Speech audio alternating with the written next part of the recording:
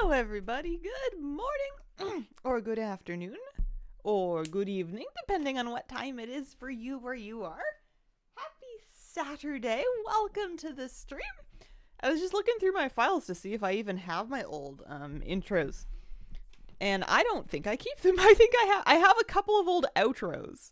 But I'm kind of a chronic delete something the moment I don't need it anymore, so I don't think I actually have them anymore. Let's see, we're gonna put these windows over here. We gotta boot up World of Warcraft. That's an important part of this whole shindig. Good morning. Hello. Curious how many retakes you had to do. You just record more than 5 minutes of walking and you just cut out any bit where you trip. It's just one take. Good morning. It's the power of post. Let's see, we're gonna put this one in. We have coffee to have. We have a kitty cat who I think wants up here. What do you think, Miss Kira? You wanna come cuddle? It's a little chilly this morning. I know, I'm breaking out the sweaters already. Plus I have to wear long sleeves because I have an itchy elbow. It's a thing. I hope you had a good birthday or feeling better. Thank you very, very much. I am a little tired this morning, but we're doing good. I think we're much recovered. I think we're in good shape. Hi. How are you doing, kitty?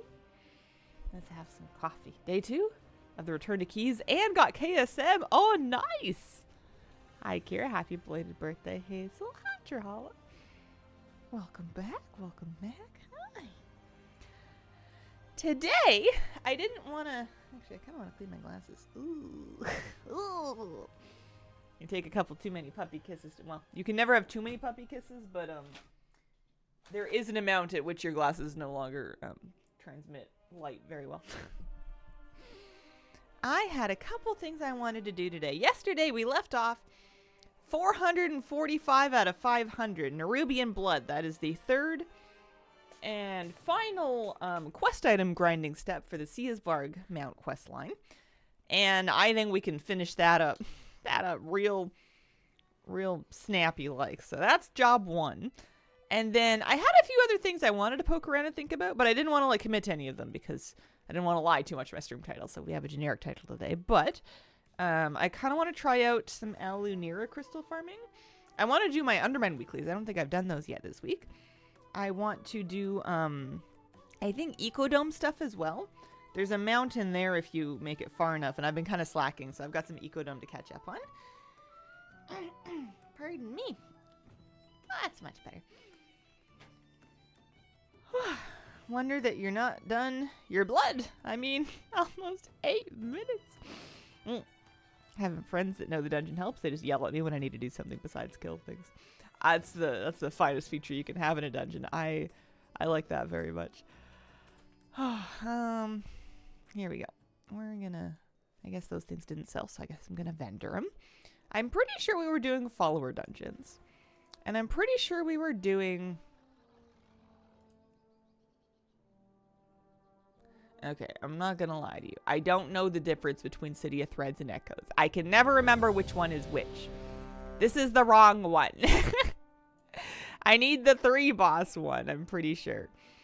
Not the 4 boss one. Yeah, this is wrong. Out of curiosity, I'm gonna kill the trash up to the first boss and see if it drops any blood, because it might. It's possible that there's mobs in both that can drop it. But there was one that I was doing yesterday that was good. So if we do this earlier and we don't get any, then we'll just leave and do the other one. I'm pretty sure I needed the other one, but we just got a blood, so you know, this might work. Got blueberry today. Congratulations. That's another thing I could be taking a poke around. Do you like him? Is he fun? Or is it just kind of like another +1? Let's see, did I loot all that? Yeah. Maybe this follower dungeon will just be for old time's sake. Because of how many of these we did when we were on the Nerubian Venom step. This was our Venom farming spot. Yeah, there's some blood in here. Which ones are we thinking? Are we thinking it's the ones with the big booties? Is it these guys?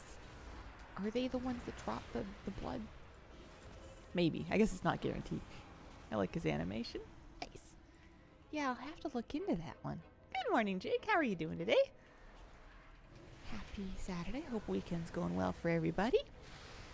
blood-filled big booties. Oh yeah, we're getting a few. This isn't a total waste of my time. This is only a partial waste of time.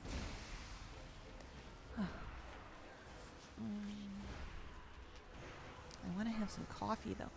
This is a hard thing to do while you're having coffee. You need your hands. Hey Hazel, how's it going? Hello Angela, good morning. It's good. It's good today.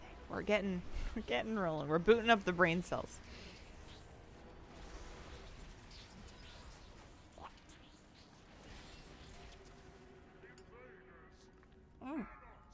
Oh, that's really good today. You've inspired me. Where should I finish up my handful of chitin? What were we doing for chitin? City of Echoes, the other one. Up to the second boss is like clear all the trash in the first area, do the first boss, all the trash up to the second boss, and then reset and start over. That was, I think, the right loop for chitin.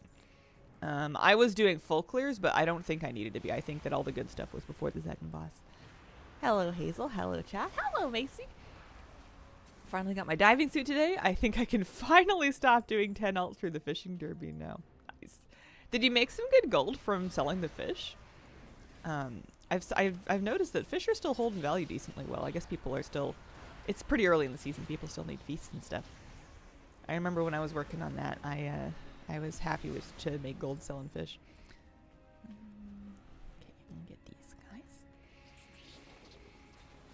Make feast paid for Epic Edition X-Pack. Oh yeah, that's right. You do make feast. We were talking about that when we were talking about making gold last week. That's right. It's all coming back to me now.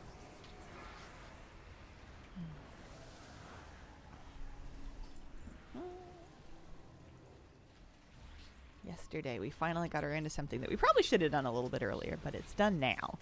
And we got our, oh, Kitty, you okay? Oh, I think she just tried to headbutt me a little more vigorously than she thought, and she got off balance a little bit. Hi. Want to turn around?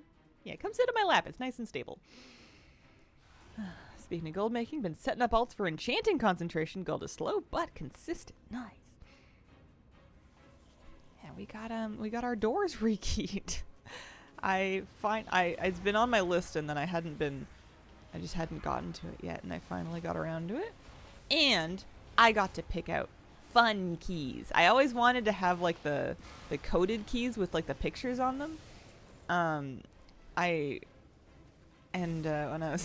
was getting it done, they're like, if you want, you can pick out like a cute one, and I'm like, what if I pick out a bunch of them? So I have like a variety of extra cute keys now, so I can always remember which one's which, that they open up my house. I'm sure that the coding will chip off of them eventually, but like I was just delighted. Just like, wait, I can do that? She's like, well, you don't have to get like all of your keys especially. You could just do one and then we can do plain keys too. And I'm like, but why get plain keys when I could get fun keys? How much does it cost for a single house key in your country now? It's not that bad. It's more when you want them to be pretty. It was about $10 per key for like a fancy one. I didn't find out what the plain ones would have been, but I'm pretty sure it would have been very reasonable. We were able to bring the locks into a place as well, so we didn't have to get somebody to come out, which was nice. You want pretty and sturdy. I have a fun dog key for my pet sitter. I was just tickled pink. Plus now I know that I'm the only one that has the keys to the place. Not that anybody tried to break in before, but it just feels better. Pretty keys that break off in the lock quickly become not pretty. Well, as far as they all look like regular keys to me, so I'll be careful. They seem fine. Never use the actual key for my apartment. We have app-enabled locks, so my phone unlocks the door. Oh, fancy. Okay, I made it to 464 blood. I'm getting out of this instance. We're gonna do the other one. The other one's the one that I wanted. Oh. I had some thoughts about getting like a code, but then I thought, you know what? I get a key. Key's fine. Keys work. Probably fewer things that can go wrong. Not no things, but fewer. Oh. City of... What was I just in? I was just in Here, I'm gonna dungeon journal it because I genuinely have a problem where I can't remember which one's which. I want echoes. That's where I'm going. Okay. Whew. I blame Blizzard. They made 2 dungeons that have extremely similar themes. How'd you sleep? Okay. Could have been better. Could have been worse. I made it a little darker, and I think that helped, but I still really had a hard time getting out of bed this morning. Yeah. Yeah, this is the one that we like. This is the one that we want. The elites in here drop blood, and a whole clear of this place was giving us enough blood to finish this quest, that's for sure. Alright, let's settle into this one.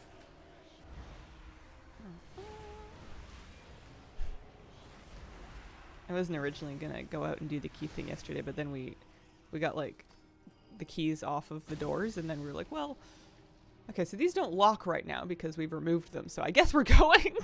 At first it was just like, let's find out if they come off, and then it was like, well, we have them off anyways. Let's just do the thing.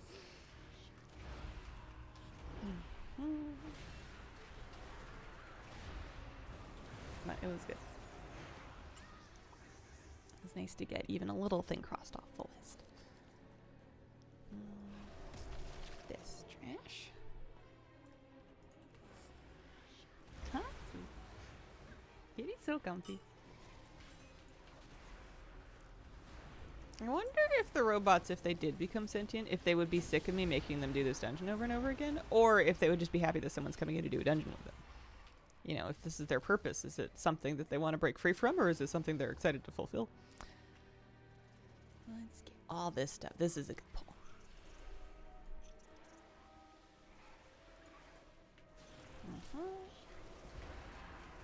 I'm excited to finally get Siesbarg. Today's the day. Wasn't too bad, I don't think. I wasn't really keeping track of our hours, but, you know, we got it done within a week of stream, so it couldn't have been more than 15 at most. Maybe they're actual players in alternate realities, and you're their bot that they let lead.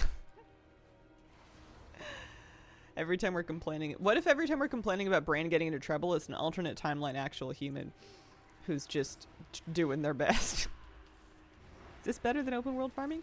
I found it to be, but other people didn't, so your mileage may vary. People like to farm in the Farron's Advance area, and if you can get into like a nice group, and you're not competing with people not in your group for spawns and stuff, you should do well outdoors. This is the shortest step, so it kind of doesn't matter. You can get 100 blood or so, give or take, from a full clear of City of Echoes. So, you know, you do 5 of them and you're done. It's not a big deal. If you guys could come over here. The AI for follower dungeons is much better than Bran. That man is very special. What makes the grind take so long? There's just a lot of quest items to get. Your first step has you get 1,500 of a quest drop, and the second step has 1,000, and then this step has 500. And they're not like, you know, they drop from Nerubians, but they drop in like ones, so yeah, there's a lot of mobs to kill. Need 250 kills from the fairs. This is even better. Nice.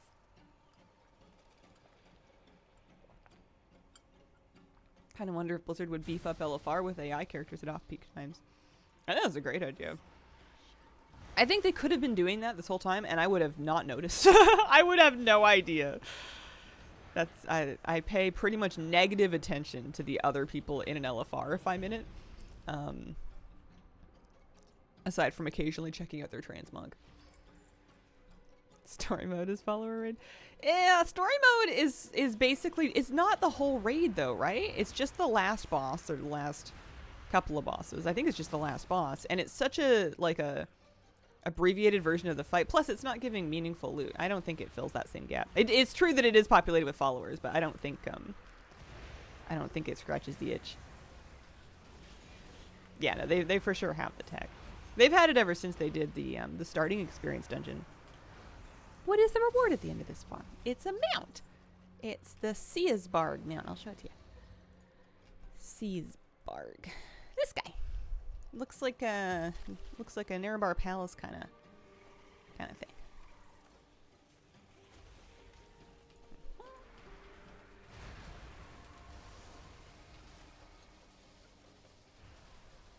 get that anxiety can be a barrier for some to even queue for LFR, but putting AI into normal MMO gameplay not healthy for the overall game. And I think the era of like healthy mass market games is kind of rapidly behind us. I feel like we're kind of caught in the race to the bottom. We're trying to just have a few more years of a nice time before everything gets too grim, and they're trying to squeeze as much money out of us before we get too grim and stop having a nice time. Oh, Collector's Bounty, how I miss you so.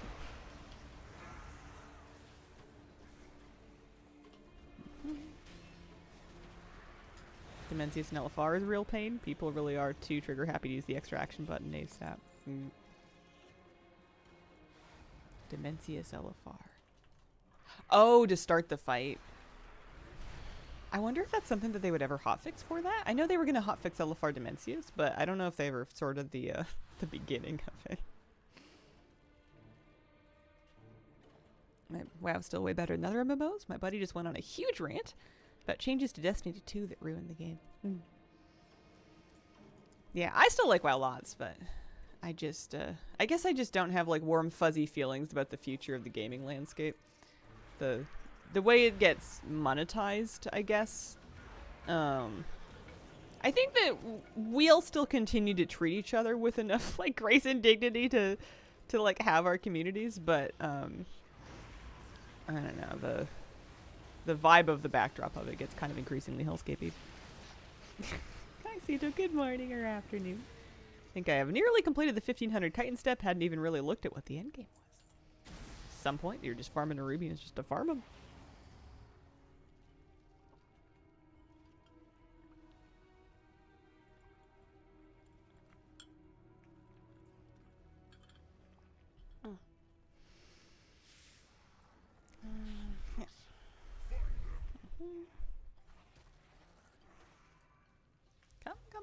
Come.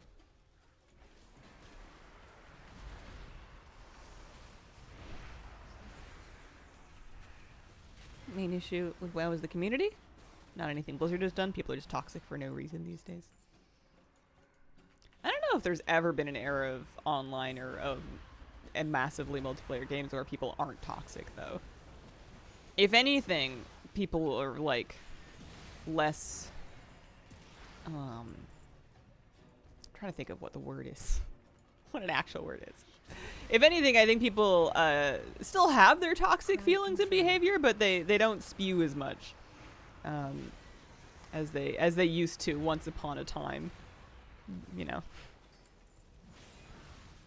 I think that if you compare it to the behavior of people in like random groups in like 2007, 8, 9, I think people are a lot more civil now. They're not going to be like it's not you're always playing with people that people are going to treat as disposable. So no one's being particularly like enlightened, but compared, I think we're forgetting how toxic things used to be.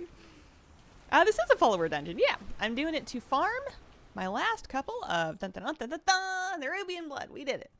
Thank you, everybody. Out of here.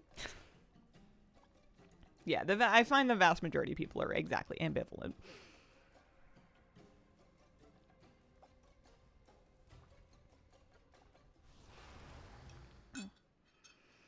War mode on so I can get war drops and do PvP world quests. I can tell people are really petty to camp that world quest in full PvP gear for hours.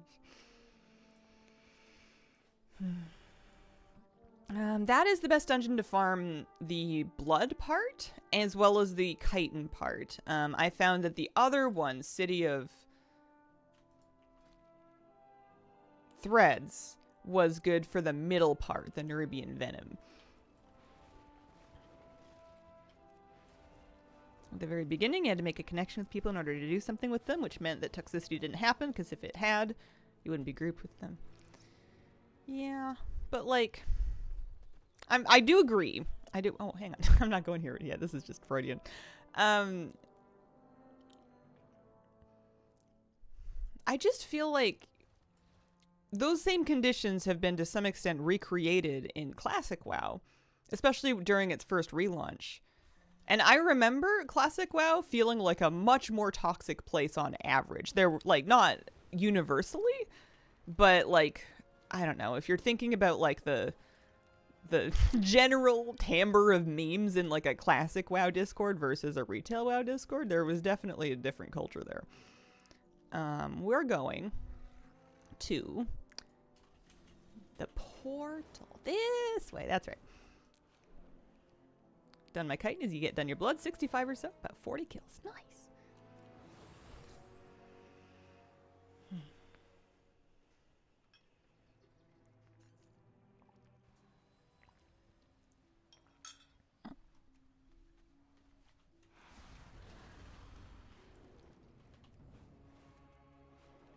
Now we're turning this in over here.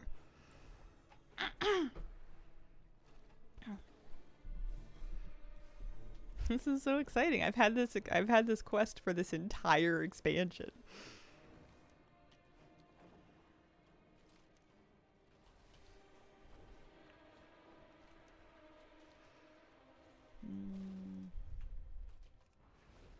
People in WoW Classic were stuck in 05 socially and politically.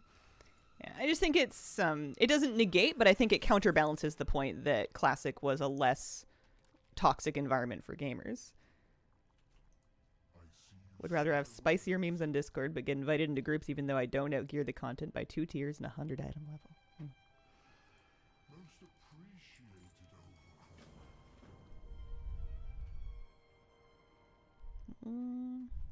Oh, hang on. I'm walking away. I have to witness. We're witnessing Siesbarg's ascension.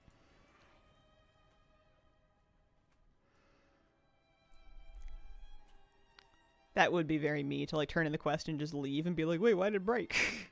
What happened? Oh, it's this guy. Is this my mount? Oh, it's the alchemy supplier. I had no idea. I have not been paying attention. That's funny. This is kind of perfect. I'm an alchemist.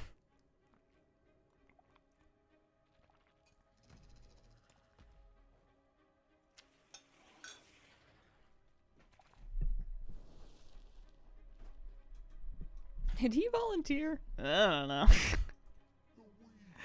That certainly did not go as planned. Well, that's unfortunate. It appears my experiment has failed. I guess we were trying to ascend him into something powerful and less of a mount. Siesbarg paid the price. Still, I am optimistic for the future I am destined to acquire. It's only a matter of time until I perfect my process. When I do, perhaps I shall engineer my own ascension. While his physical form isn't what I intended, it appears Siesbarg's mind is intact. I'm certain he can still be of use. Take him. His new form can provide better service in the field of battle than in my tiny shop. But, like, he can't fight. He's just my new man. Take Siesbarg off of Shalpa's hands. Yep. Come.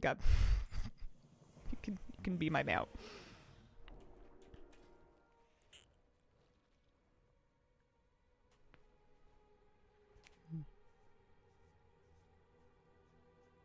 Hello, no YouTube guide lady. Hello! Where does the quest start? There is a quest item that can drop off of a rare in Ashkahet called Takakataf. Something to that effect. Yeah, it's been I picked it up like a year ago, so it's been a little while. I think it's like that. Although, pardon my caps lock. Okie dokie, let's see. Let's check out this new one. Oh gosh. I've got chat windows open in 2 pieces of software here. Oh. Yeah, the wings are kind of pretty. I didn't notice that they were like dragonfly kind of wings. They're segmented. Respectfully, he is not cute. Nobody ever said he was cute. Siesbarg catching strays over here. Cross-sided traps on your first kill of the rare. And gross butterfly wings. Is he cute? He has a lot of eyeballs. That's useful. Okay, let's get out of here. I want to do my Underride weeklies because I haven't done them yet. He only has 8. How many does he have? I'm counting. Oh no, wrong map. We got to get on Siesbarg for a while. Only 6% collected according to my Mount Journal Enhanced, which, considering that it's been available this whole expansion, is pretty low. I think that the farm throws people off. 1, 2, 3, 4. It is 8. I don't know why I thought I saw a 5th eye. I thought there was another one right up here, but there's not. 6% is very high. Oh, okay. It better not be bubbles. I hate that. If we compare it to... it is higher than Elenira. I was thinking of the meter bee. This one is at 12%. It's almost twice as much. Cute until it becomes respectful. Yes, ma'am. No, ma'am.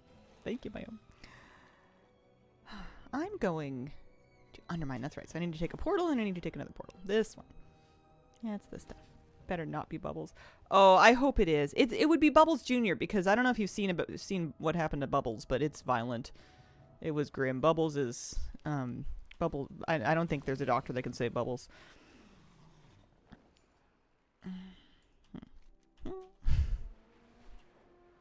Poor Bubbles. Okay.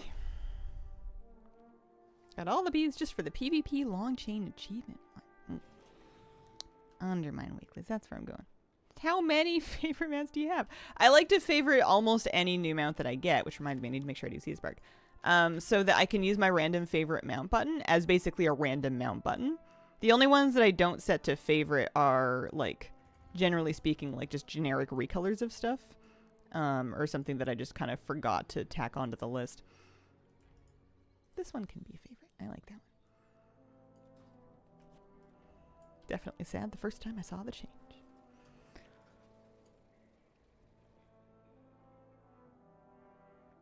Mount layout looks cool. It is called Mount Journal Enhance. Do you ever unfavorite mounts? I don't think so. Can't recall an instance. I'm sure it's happened at some point. Oh man, okay, if I want to get this done, I need to go pick up this weekly and then I need to get doing jobs to see if we can get into that. Well, I don't know if they're going to push it to that one though. You need to get a surge pricing chest in order to get the surge pricing weekly done.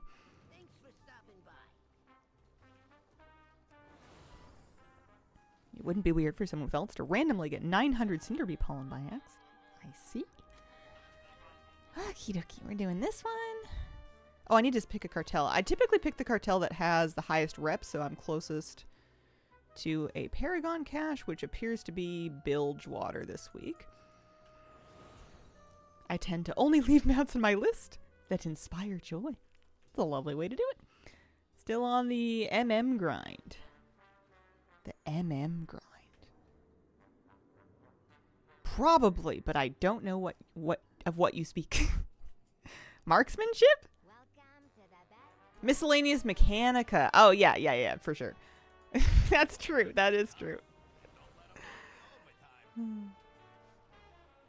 Wish the unlimited rune item for the raid wasn't 100k. Yeah, they're expensive. I think this is going to be the first expansion where I don't get it.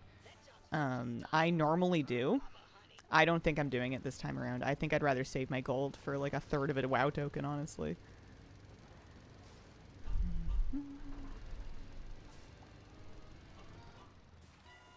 Hit 20 with Koresh this week. Nice. You get a title for that, right? There's something cool. New outfits distributed. I think I'm just clicking on it. Yeah, okay. I need to work on mine too. I'm pretty sure I have world quests up that we can do. There's just so many grinds I want to do. That one.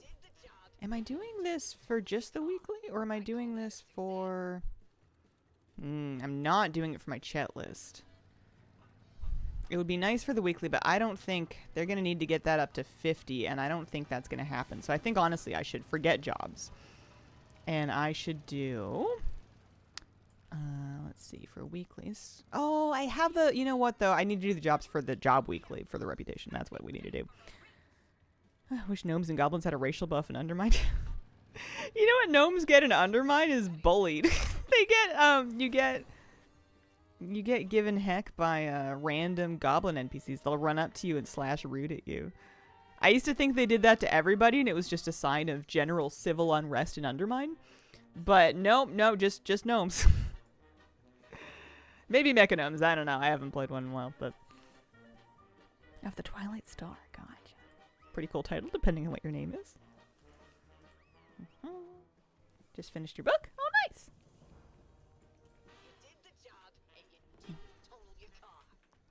I am about halfway through Pride and Prejudice. And it must be the first time I've actually read it, because it doesn't really ring a bell. It doesn't feel familiar to me. And I'm kind of bored. I'm gonna finish it, because I'm halfway through, and because at this point I've suffered through enough of Mr. Collins said this and Mr. Bingley said that I'm gonna get to the end of it. But, man... it's a lot.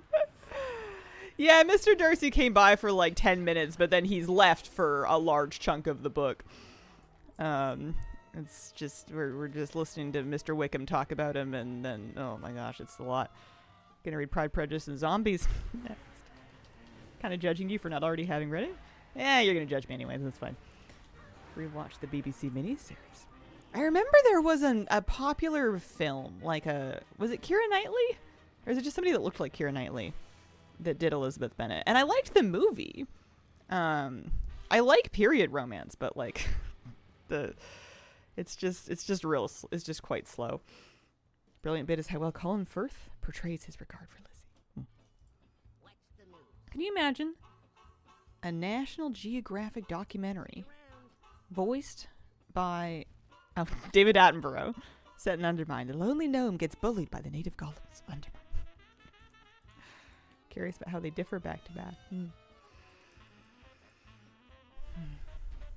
Yeah, I think I just assumed that because I liked Jane Eyre, I would also enjoy Pride and Prejudice, despite the fact that they're wildly different authors. Sense and Sensibility is better. My favorite Austen is Northanger Abbey, a sort of parody of the Gothic romance. Oh. Anyway, I'll finish this one and then I'll find something different to read.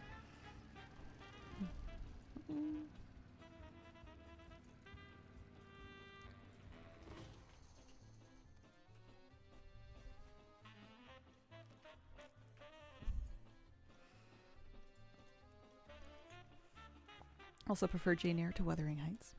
I don't know if that I've read Wuthering Heights. And now I'm after the Pride and Prejudice thing. I'm not sure that I want to.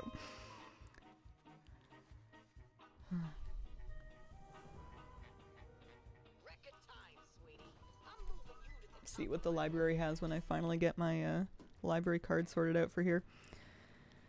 All right, we're heading to the heaps.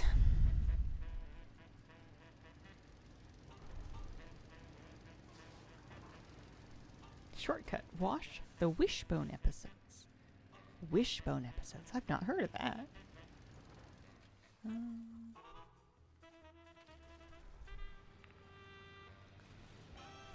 How are Miscellaneous Mechanica coming along anyway? I have... how much of them? 17. I have 17 of 25 Miscellaneous Mechanica. Okay.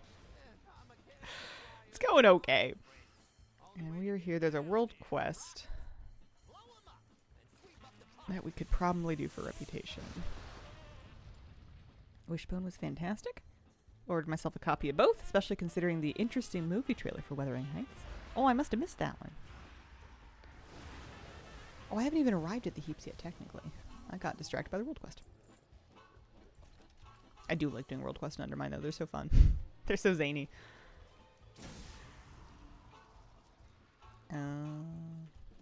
That. Okay. TV show in the US in the 90s. A dog read the books and then acted out the plot. A dog named Wishbone gets dressed in cute outfits and is the title character in all these old novels. Oh, that's fun. I like that. I've never heard of that before. I must have been under my rock for that one.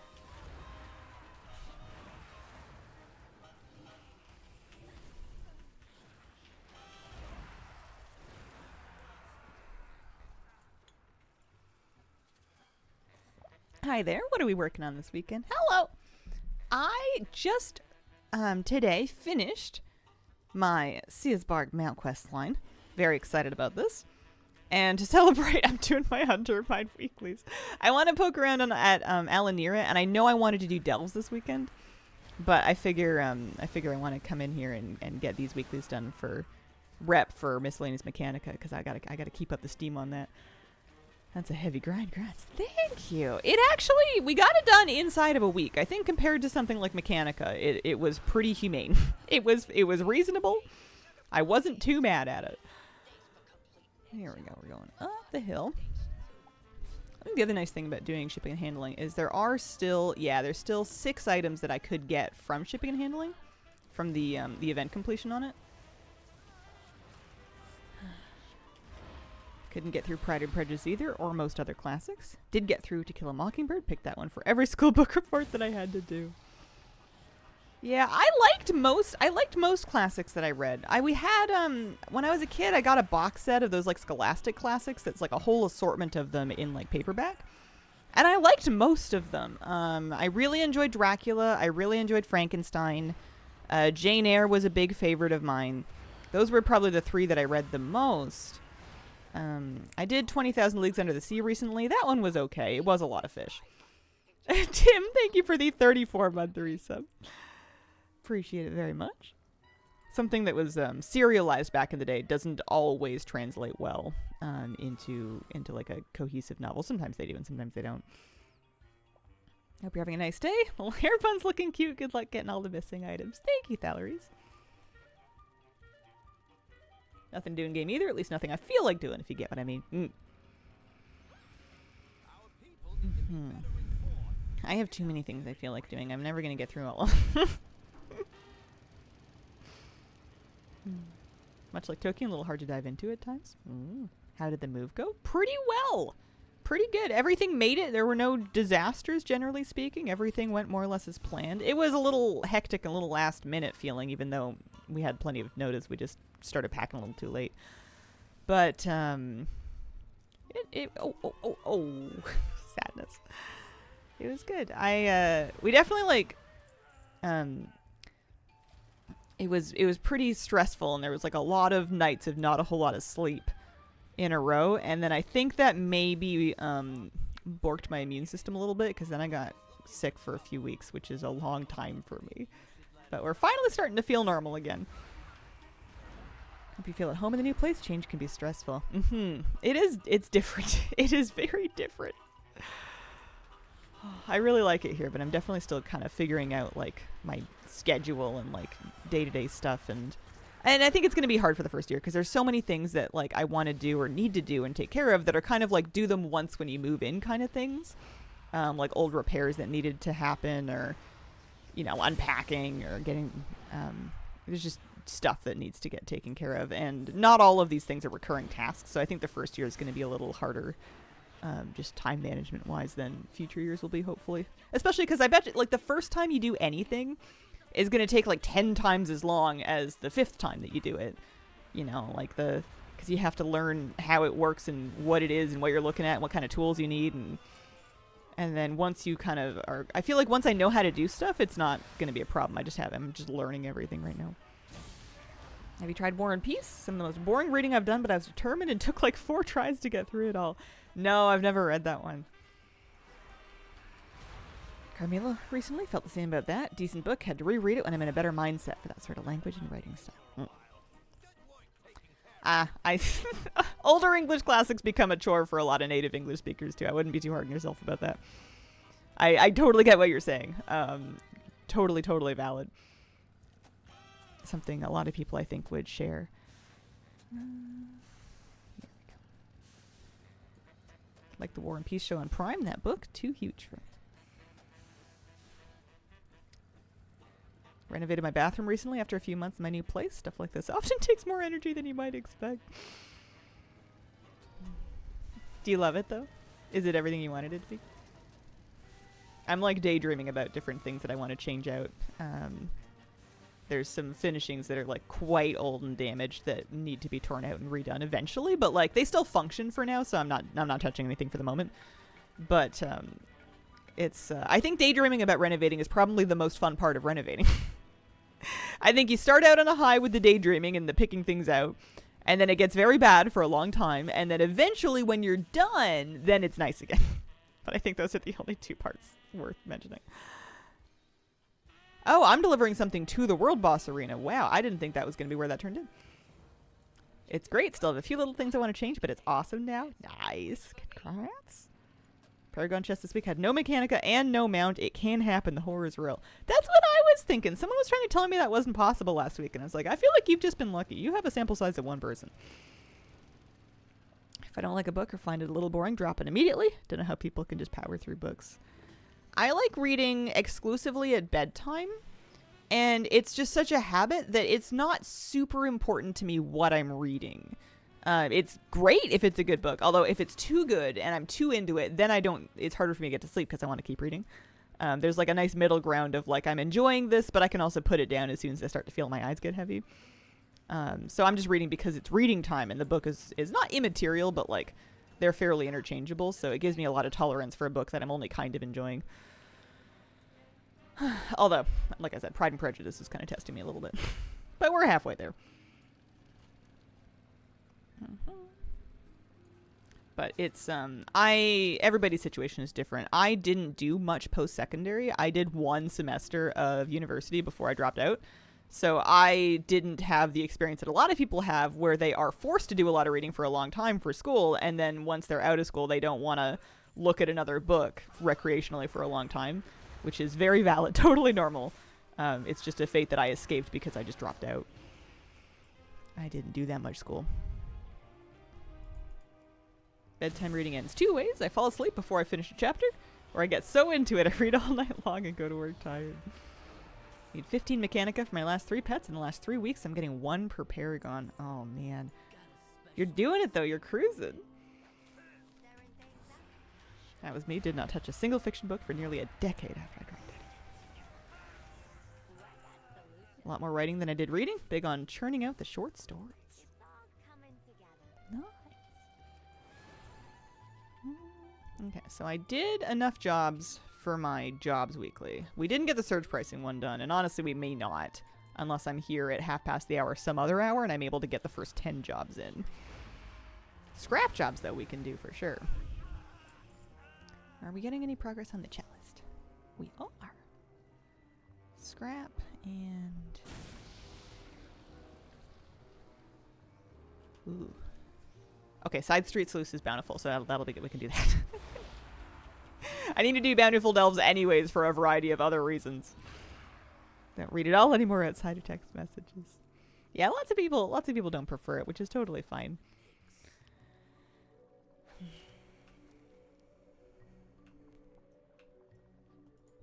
I always liked reading assignments when I was in like high school and grade school because it was just easier than, you know, you're consuming content, you're not creating it. It was always way easier than like writing an essay or anything. We'll do audiobooks.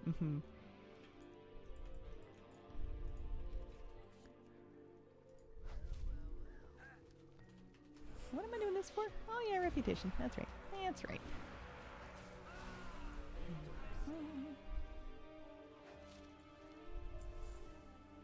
May as well finish this one while we're in the area. I read The Great Gatsby in college. It was strange. I called it a very well-written bad story. I don't care what happened to anyone in that book.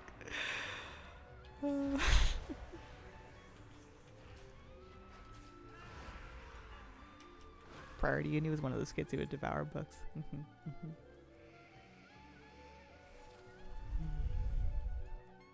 I have my water? No, there's my coffee.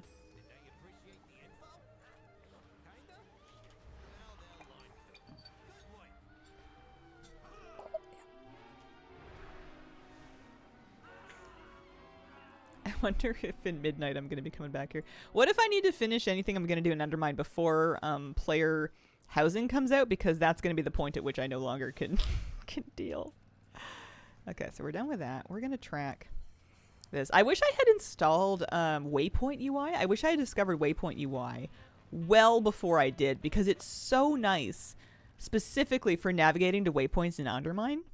I find that the default waypoint polyhedron is so the same color as everything else in Undermine. It blends in really well.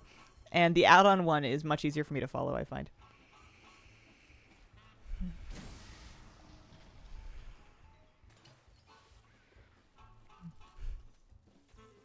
Has it been around a while? I think so. I guess I don't know when it was invented. Historical fiction has been my addiction for a while. I love Philippa Gregory's Tudor series. That author's name rings a bell. I wonder if I've ever read anything. When I was a kid, I had a paperback of a Anne Boleyn book that I remember reading. I'm sure there's been like a million Anne Boleyn books. Yep, that's her. I wonder if it's the same one, because I'm sure lots of people have done it. Philippa Gregory, Anne Boleyn. I want to see a picture of the cover images.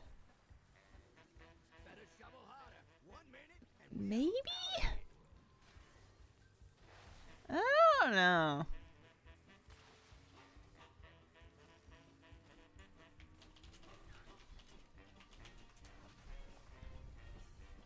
What am I thinking of? Which one did I have?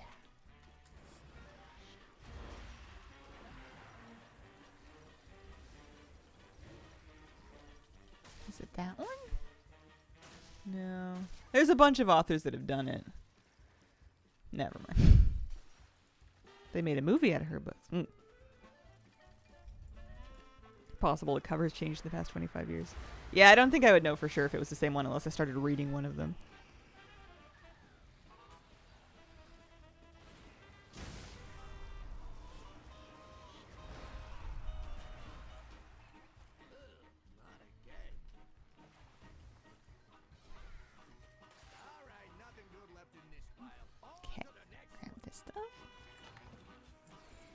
On the other like little bits and pieces kind of things. We didn't get anything for shipping and handling.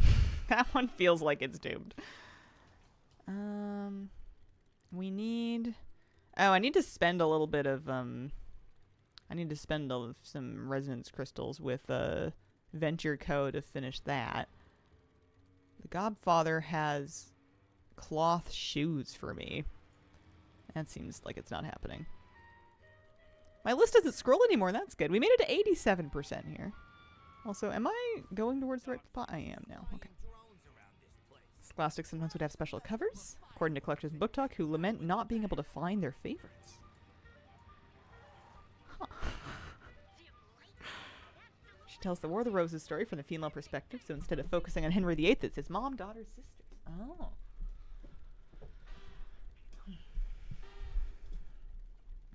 Sounds kind of cool. I had like a strange assortment of books as a kid. I was given a few of them.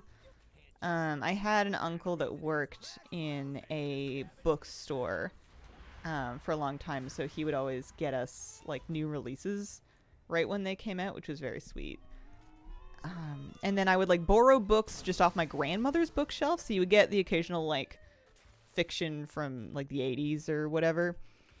And then I had that like big pack of classics that I got from like a Scholastic catalog. Plus, I'm sure there were like kids' books around too. You know, your Animorphs, your there was your Goosebumps, that kind of thing. Found out the perfect chess piece I need to finish a transmog I've been working on. Drops from Heroic Nirabar Palace. Never have, probably never will raid current content. It'll be old content before you know it, though. Choose your own adventure. I always love looking at people's bookshelves when I'm visiting, assuming that they're like living room bookshelves, you know, and they're not like super private. I'm just fascinated by the kind of things that other people like to read, because some people will have like a very distinct theme. Like my grandfather really loves, I forget, crime thrillers, but like there's a specific author that's made like a million of them. And he has like, not all of them, but like a lot of them, which is fun. You can always tell which bookshelf is his because it's just covered in what's his face. Hello, Hazel and chat. How is everyone today? Hello. I am doing pretty well. I'm really happy to be here. How are you? Dad is a huge Stephen King fan. I was not allowed to borrow Dad's books as a kid. I borrowed some Stephen King from the library when I was a kid. or not a kid, a teenager. And I was doing great until I got to Misery, and then I don't know if I picked up another one again after that. I think Misery messed me up. I did not. I had nightmares from the book. I'm normally have nightmares from TV or movies, but I did not. I did not like that one. Doing good. Thanks for asking. Patricia Cromwell is good crime thrillers. It says you'd have to visit 4 rooms plus the bathroom to see all the books. I want to fill up a great big bookshelf here. But I want to do it with books that I like really, really like. I don't want to get books just for the sake of getting books. I want to like wait and hold out to get books that I like know I'm going to want to actually like reread. Maybe Hazel got Stephen King. It was the thumb. The thumb thing did it. That was the part that broke me. It was so gross. That was so scary. Like the other Stephen King books that I read were just, you know, I don't know, like books. They were fine.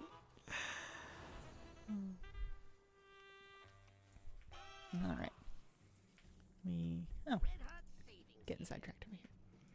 I do appreciate that you get like 2K rep per weekly. Like 6K just for the basic set of 3 weeklies is nice.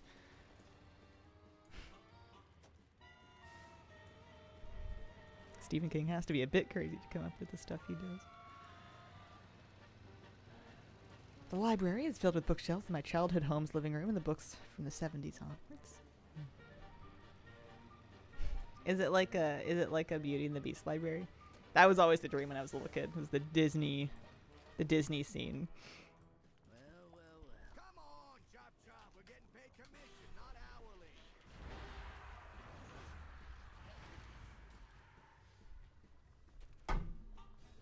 Not that big, but a room with only bookshelves in it. That sounds nice. Whoa.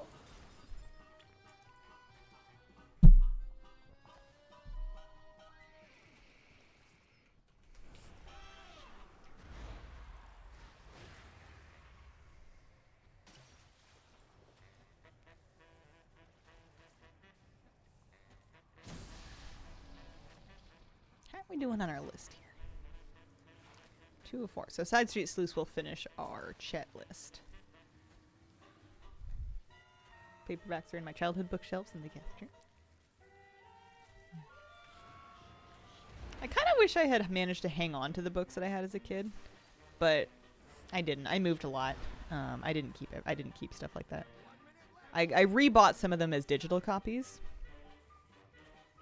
And I never thought I would miss the hard copies because I didn't think I would go back to reading physical books, but I did. Proper library with dark wood bookshelves.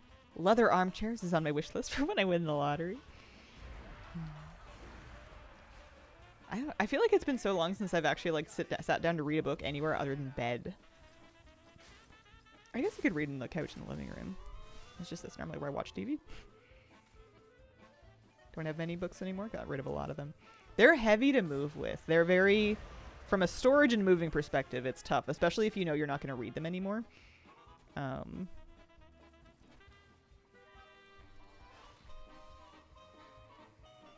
like having them, but I like keeping ones that are really special. And I like borrowing books for anything that I'm not sure if I'm like in love with it yet, or if I just want to read it, but like once. So a library are for. Listen to graphic audiobooks to and from work.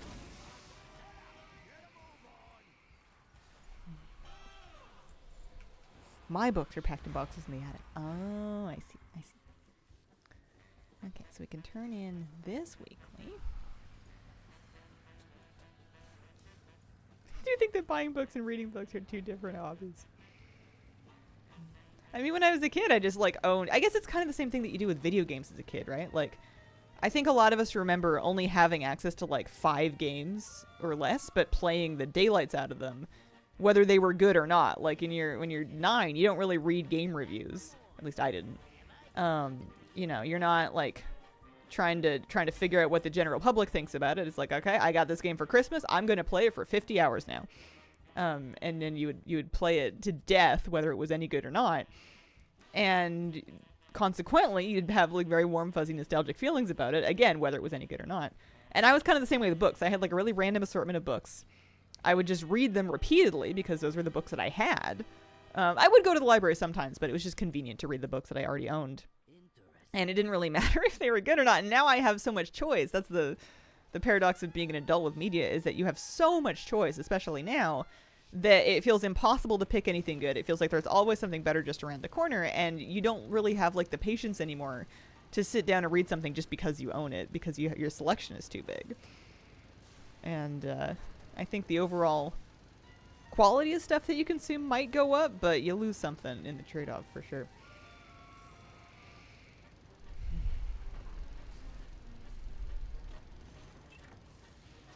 I stopped buying Steam games because I realized at a certain point that I wasn't going to play them. At this certain point, I'm just going to play games I already have. Okay, so I'm doing world quests. And then I'm going to do Side Street Sleuths. Side Street Sleuths. I think I'm going to try and push... I'm going to do Shadow with Bran healing me. And I'm going to try and push my delves up past 8, I think.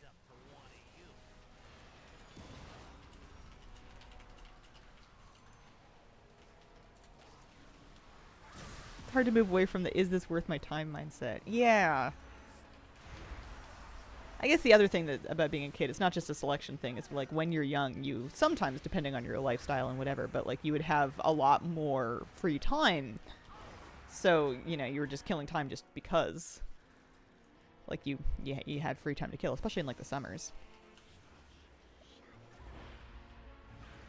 Old enough that Pog and Atari was cool. Might not have a choice but to be more mobile. Digital is the future for me.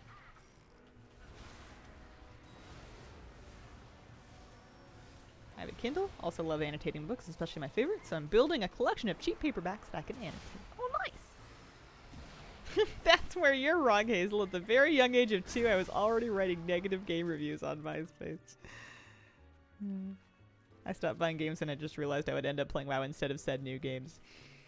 Yeah, I will get a new game if all of my friends are all getting it and they're all making plans to play together. And it's going to be a big thing and I want to play with them. And this almost never happens. That's when I will get a game. Or like, if there's a game that like Flabby and I think will be really fun to play together. But honestly, we haven't bought any new games in ages because there's just so many games that we already have that we can just play over and over again. I feel like we could just start Valheim again infinitely. You can do 11 as Shadow. You prefer having Bran tank per healing for Shadow? Real breeze? Is it faster? I'm pretty comfy with him healing. Silk Song almost rises to the level of worth getting. How is Flabby? Flabby's good. Flabby's good. Valheim's so good though. Flappy. How's Flappy?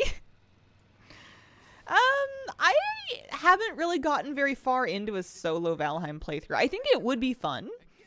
I think it would be fun solo, but I've never really...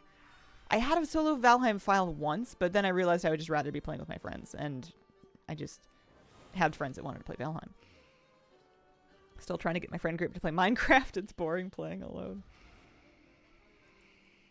What is this one for? Rep. We like Rep. Rep is good. Love Bran. People say he's annoying, but he's a goofball, and I appreciate him telling me to move out of the fire a lot. I kind of tune him out. I just turn my sound off, and I just kind of forget that he's around usually. I'll sometimes remember to PI him, and aside from that, I'm pretty neutral on it.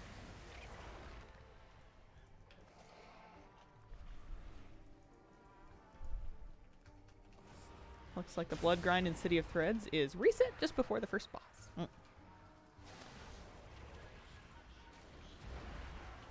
That's what I was doing for... Oh, I forget. Bran is my boy. I'm going to miss him. I'm a little worried that Valera's going to take herself a little too seriously.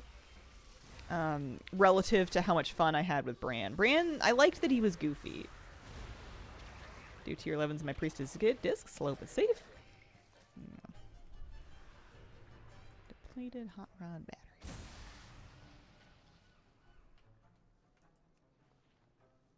Dad claims he won't mind if I annotate his old paperbacks, but I feel like you do in it.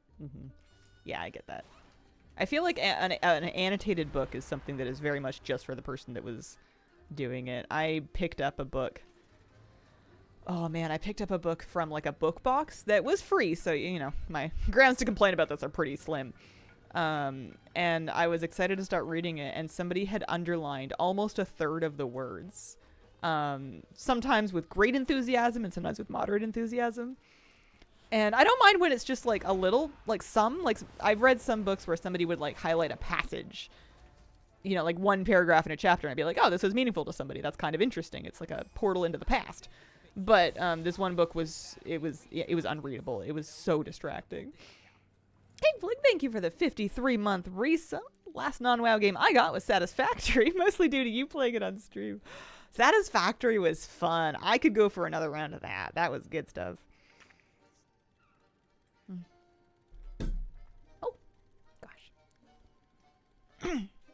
Okay. How we doing? We have lots of rep world quests. We like that. Should I try and do that? Nah. I was going to ask if I should try and do the Godfather, but I think it'd be tough to get a group, and it's not really in soloing kind of territory yet. How is our rep doing? Bilgewater. 9K. Okay. I think we can 1, 2, 3.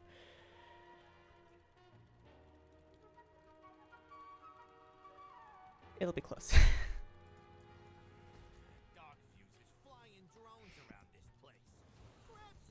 You get rep for doing rares too, don't you? You have Satisfactory 1.1 or the new Valheim mini patch. Always a good reason to go back in. Pardon me. Gosh. Frogs in my throat. Man, Satisfactory was really fun. I have a hard time playing non-WoW PC games recreationally, though, because, like, I don't like sitting at my desk unless I'm, like, playing WoW or, like, streaming or doing videos or something. Like, I've successfully kind of coded it in my mind that this is my workplace, but it means that I won't just sit at my desk and just, like, game for fun anymore. And I used to get around that. I have a second PC, and I had it set up in the living room. But that meant that, like, it was great for any game that you can play with a controller because you're on the couch. But if it's a keyboard and mouse game, I would just kind of sit on the floor and hunch over the coffee table with, like, a little wireless keyboard and mouse, which is ergonomically hell. So that kind of holds me back sometimes from playing non-WoW fun games, is just my desire to not sit at my desk. It's a comfy desk. It's great. Sounds like you need a second computer chair in the living room. Yeah. I've had that before in my life. I could see myself doing it again one day. I have room now. Set up like a gamer grotto.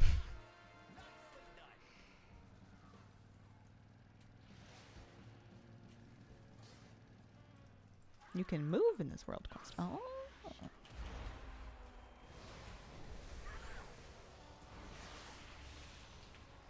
Kind of love getting annotated books secondhand. Find it interesting to see what others deem important in text. Yeah, it's fine when it's just some things, but when it's almost all of the book, at a certain point, it's just been mutilated. Desk is for either gaming or working. Sometimes chilling and playing games is hard in the same space I work in. Yeah, and I mean, I have a hard time sometimes getting into work mode, so it makes sense for me to try to keep some separation. I don't think blurring that line on purpose would be a good idea, so it's good that I don't want to fool around here, but it does mean that I end up just not coming into the desk at all. Set a laptop on a TV tray. Is this the equivalent? Oh, that is the equivalent of highlighting the entire textbook because you don't know what facts are important. I never highlighted my textbook as a kid, I don't think. I know a lot of people like to study like that. I never understood that. That one never clicked with me. Like, if we were making notes, you would copy the part, or you would, like, paraphrase it so that you could prove yourself you understood it into, like, a notebook of notes that was a separate entity from the textbook. Although, honestly, I think it's because our textbooks were all borrowed. We didn't own our textbooks. We would sign them out, and then at the end of the term, you would sign them back in. You mean you'd never rent textbooks and highlight random stuff to throw the next person off? No, not so much.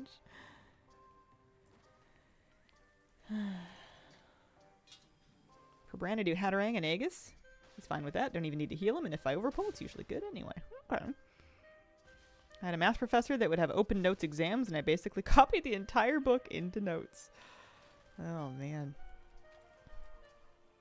I never understood open book exams. It just seemed like an exercise in using the table of contents. We didn't have very many of them, but we had at least one. Because I remember being confused about it.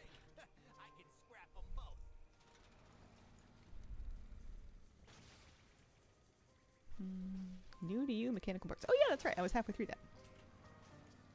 The open notes was smart because I still learned while copying. Yeah.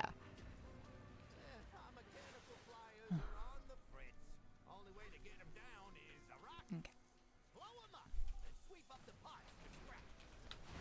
Many open book exams in uni, they were either incredibly hard or a breeze. Yeah, maybe it depends on the subject.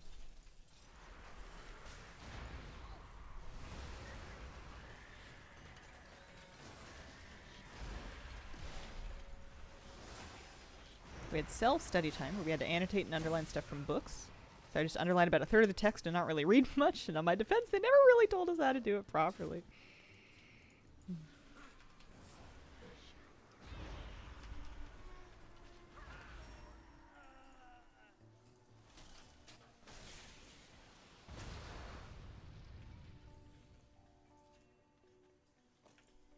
Okay. A time limit could flush out who read the book. This is just making me nostalgic for the years in my life where school was easy. Before school got hard and I realized I didn't know how to study, you know, there was like a couple of years there where I was like, oh man, this is great. Can read book. A please. Although I don't think I did great for super long. I did fine through like elementary school and middle school. I think by the time I got to high school, my my emotions were getting the better of me. It's tough to focus on anything when you're a teenager.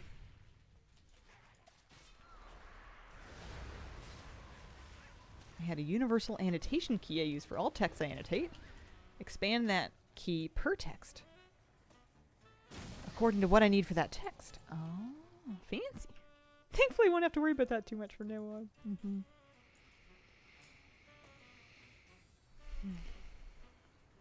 Nice work, kid. And it looks like a lot of these parts are salvageable. Here's a little something for your trouble. I'm gonna try and do Slugger. I think he's gonna kill me, but I'm gonna take a swing at him. Cause reputation wise, I'm 60 rep off of a Paragon cache. I could try the I could see if there's Bilgewater rep in any of the whatchamacallums, the side missions or whatever. I forget what they're called. The little dailies you get at the door. I feel like Slugger's gonna win. I feel like he usually does. Although I have more gear than I used to. And there's somebody else here, so that's fine.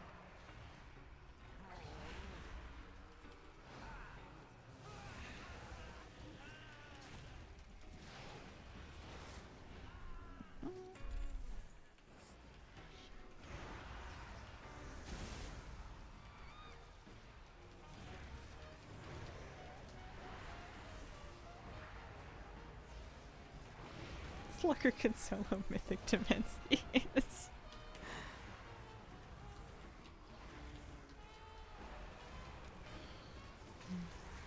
He used to beat me all the time.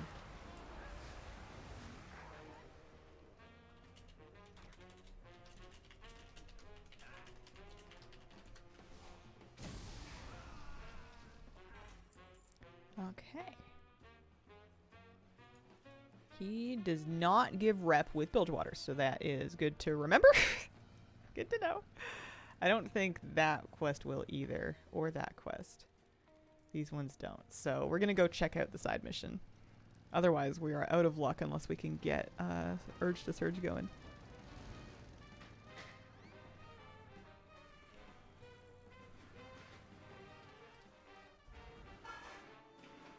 Delayed learning is the best learning. I have 2 different music courses that I need to start, which I totally will.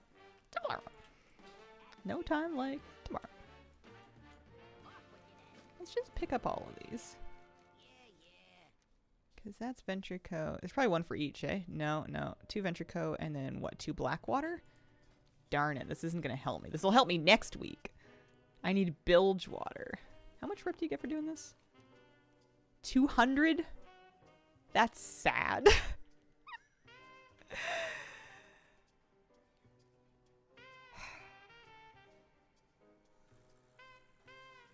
Fine.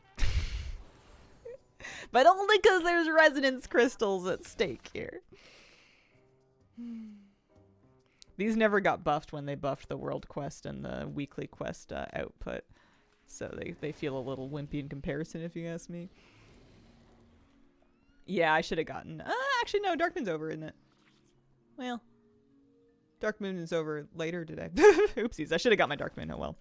That's okay.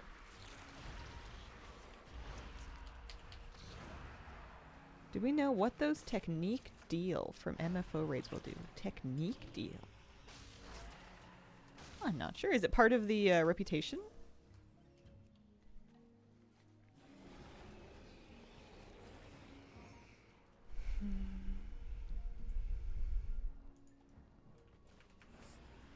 A lot of schooling is finding the correct answer for whatever situation you're in.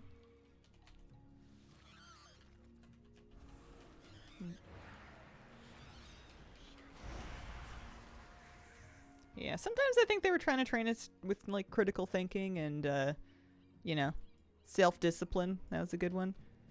I think, generally speaking, they were just trying to keep us out of trouble until we were old enough to get out of our parents' homes. Here, kids, read some books. It's a receipt for inscription.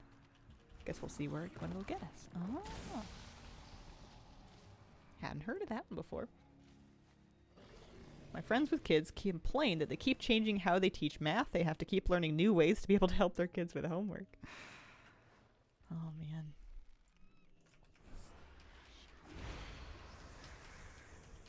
I would be completely unable to help anybody with homework. I would have to Google it before I would be able to help any kids with math homework.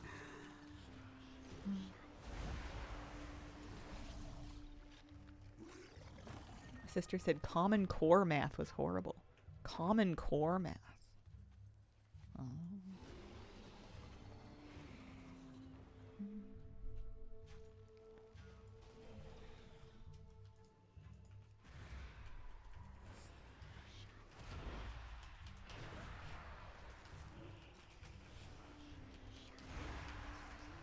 Ask AI now. Yeah.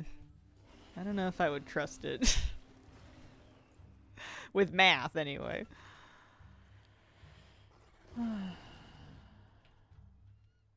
Great concept until you get people involved. One of the things that I was kind of glad that I didn't have to worry about when I was shopping for homes is I didn't have to fuss about how good or bad the school districts were because I don't have any kids. One less thing to worry about.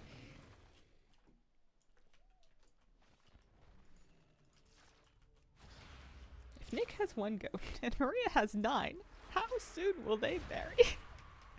Oh, I missed that movie. I should watch it again sometimes.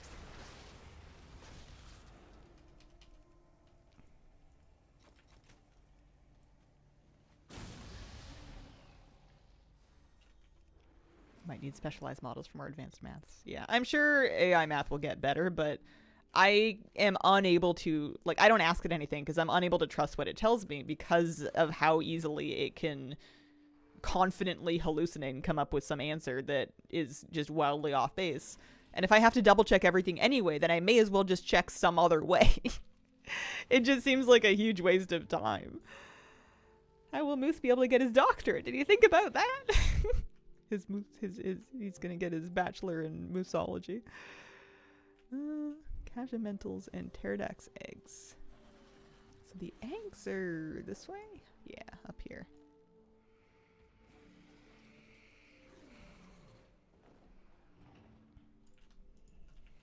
Moose is already a doctor. Recently discovered how to force Google to ditch its AI stuff. You can turn that off? I've been scrolling past it, but turning it off would be great. I don't like that they... Oh, it's by including swear words. Oh. Interesting. I don't like that they put the AI results at the top of the page as though they're trustworthy.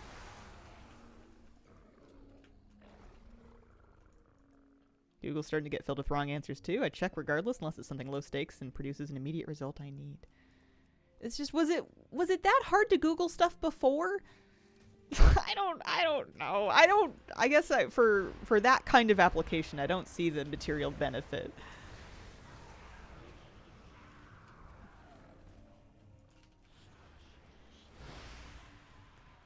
We're getting our pterodactyls.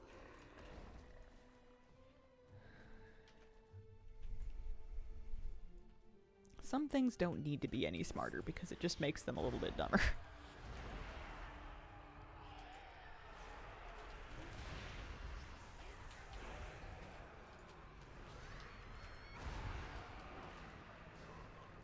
Romania elected an AI chatbot to a government position.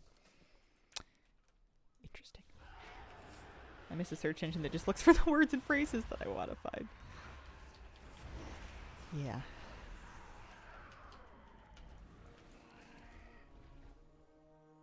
It's funny when you ask AI about WoW stuff because it'll get about a third to half of it right.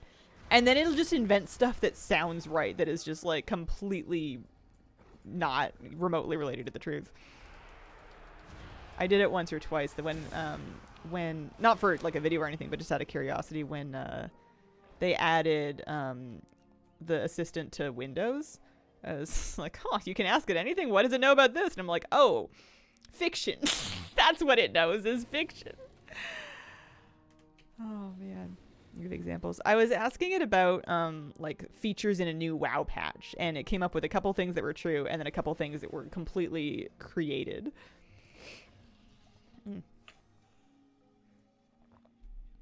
Lawyers are getting caught using AI for court filing that cite cases that just don't exist.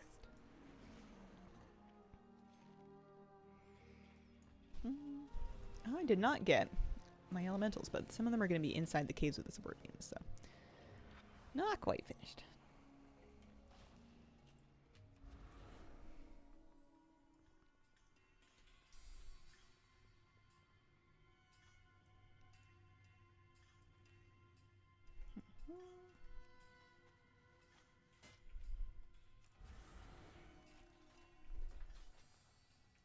I used to get lost in this cave. I think I still do. I'm probably going to wander around here. I may hearth out, to be honest. I'm at the end of this quest line. But I used to get lost here, wander around forever and ever and ever. And I would never get all the support beams placed because the spots where you needed to put them in like blended in so much. Maybe it was like my old graphic settings or something.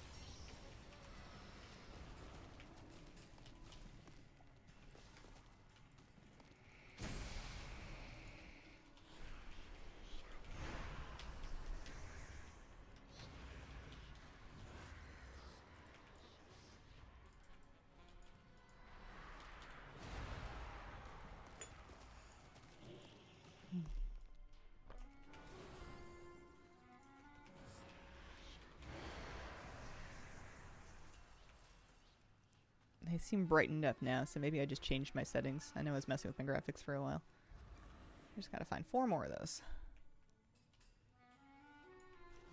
And they're marked on the map. The problem is that I'm not very good at this game. One right up here. Doing this for Mechanica? Yeah, sorta. I'm not gonna say no to the resonance crystals either. Not that this is the best way to get them or anything, but that's how I talked myself into it.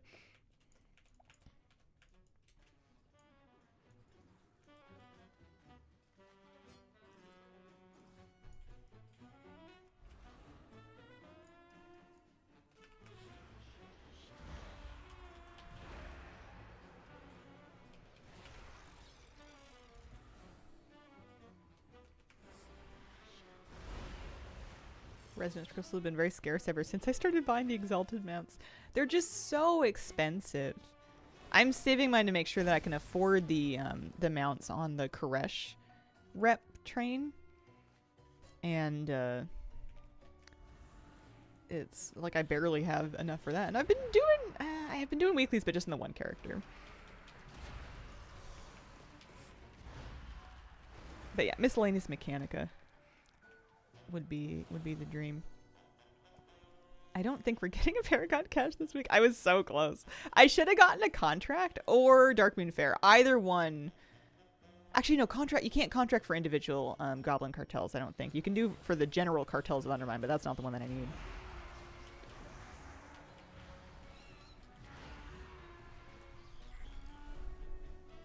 Alright, so I'm going to hearth because otherwise I think we're going to waste about 25 minutes wandering around this cave trying to find the exit.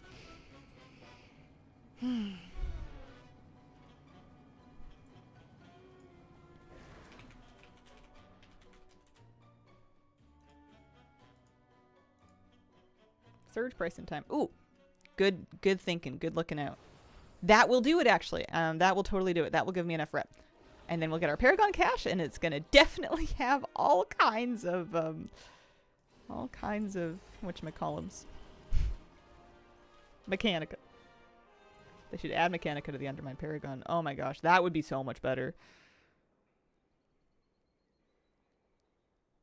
Looked at the traders for Koresh. They were thousands. Okay, so we're going to turn in these, and then I'm probably just going to start jobbing so that I'm already going when it starts. It usually starts like a minute or two late, I find. This is the first time I've done my side gigs in ages. I never do all 4 side gigs. It's a couple of resonance crystals.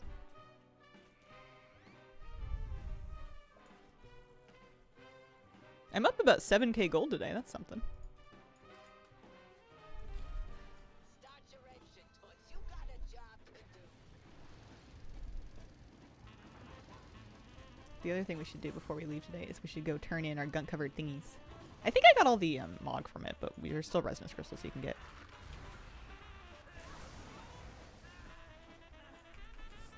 7k, easy. World quests aren't bad.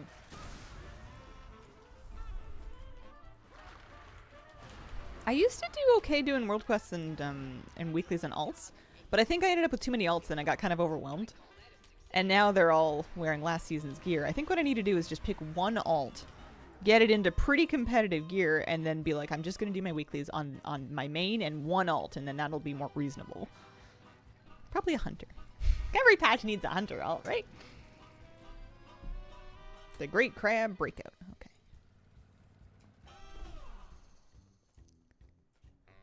Surge pricing should start any second now.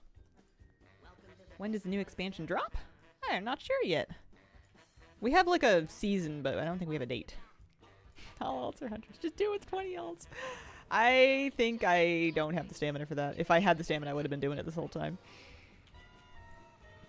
Oh yeah, I need to remember as well to do, I wanted to do Side Street Sleuths today because I want to, oh, hang on. Getting carried away. I wanted to do Side Street Sleuths for my chat list, for my delve progress, and to help push my delves towards 11 just for crests. Legion Remix Season 4. Just Legion Remix, right? I don't think there is a Season 4. Unless I got confused again.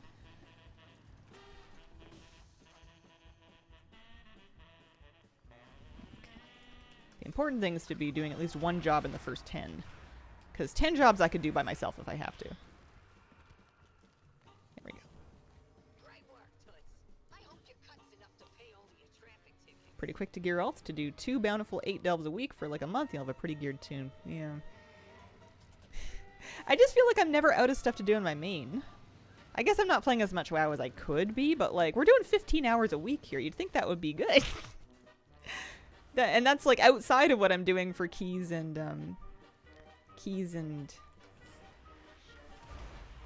raid, like 15 hours a week of just collecting, and I'm not even scraping it.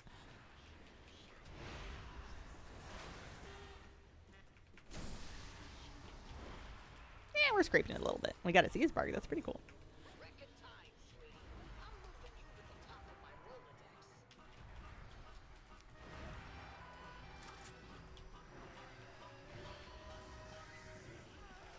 You've been playing WoW long enough to know that 15 hours a week is low numbers. I guess so.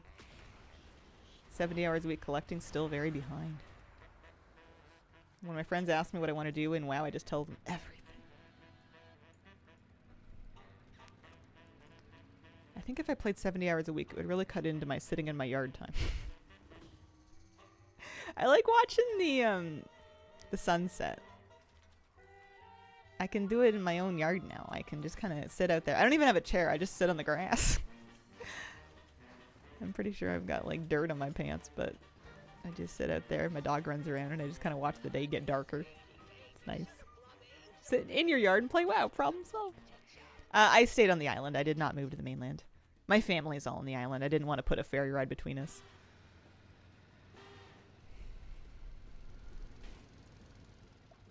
$15 hours a week, rookie numbers. I guess so.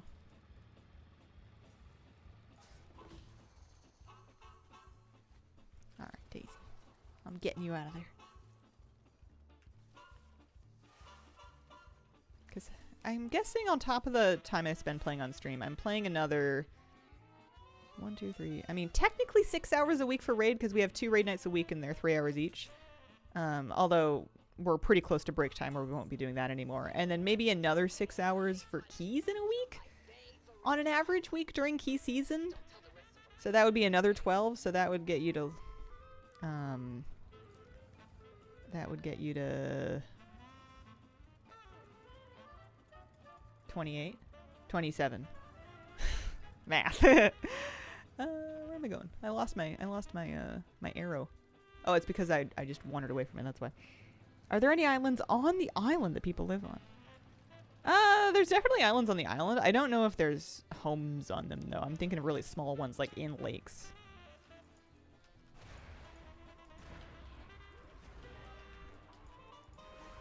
A lot to collect, maybe even too much. I don't think they expect your average player to be able to get even remotely close to everything. I guess I should just be excited about the things that I do get. And if I want to get more, then I need to play more.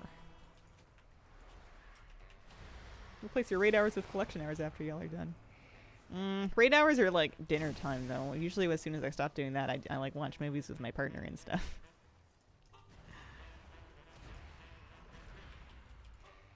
Blue Cap, thank you very much for the 3-month reso. 3 months, yippee!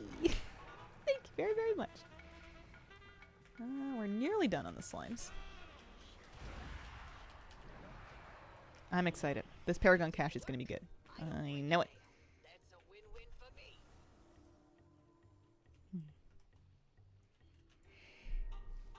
Oh my gosh, the Grateful Offerings grind.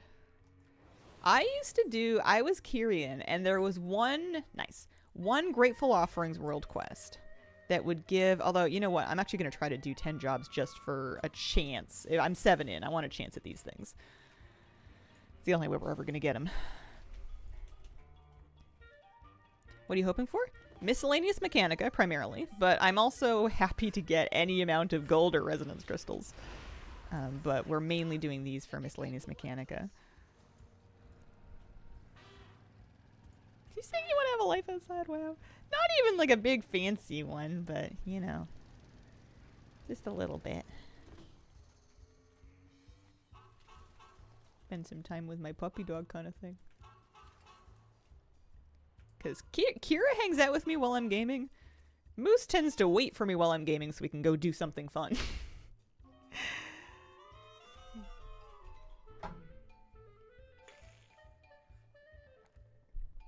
so cute.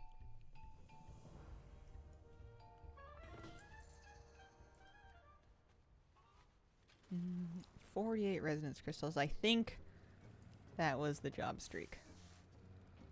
Also, it's weird that it reset to 0 of 10. I think we're not going to worry about it. We're turning this in, and we're going to get our Paragon cache. Oh, hey.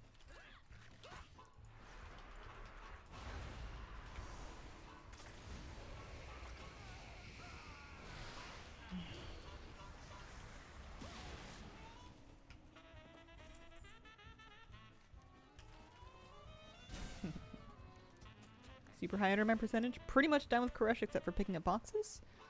Well, that's a nice thing for you to say, of you to say. I need to do a lot more Ecodome Succession, and I know I need to do... I've definitely got stuff to do in Koresh still. I wouldn't mind doing some of it today.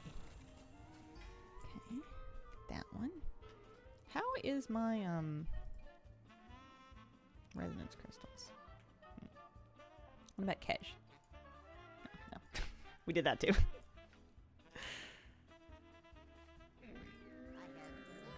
Oh, look at all this gold I can get from vendoring stuff, though.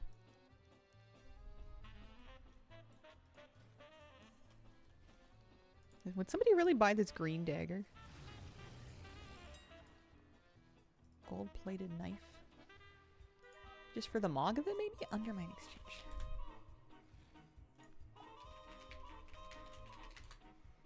I'm seeing what the region price is.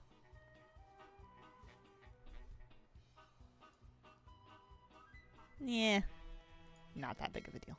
We can just vendor that. Okay, we're turning in our Paragon cache. We're going this way.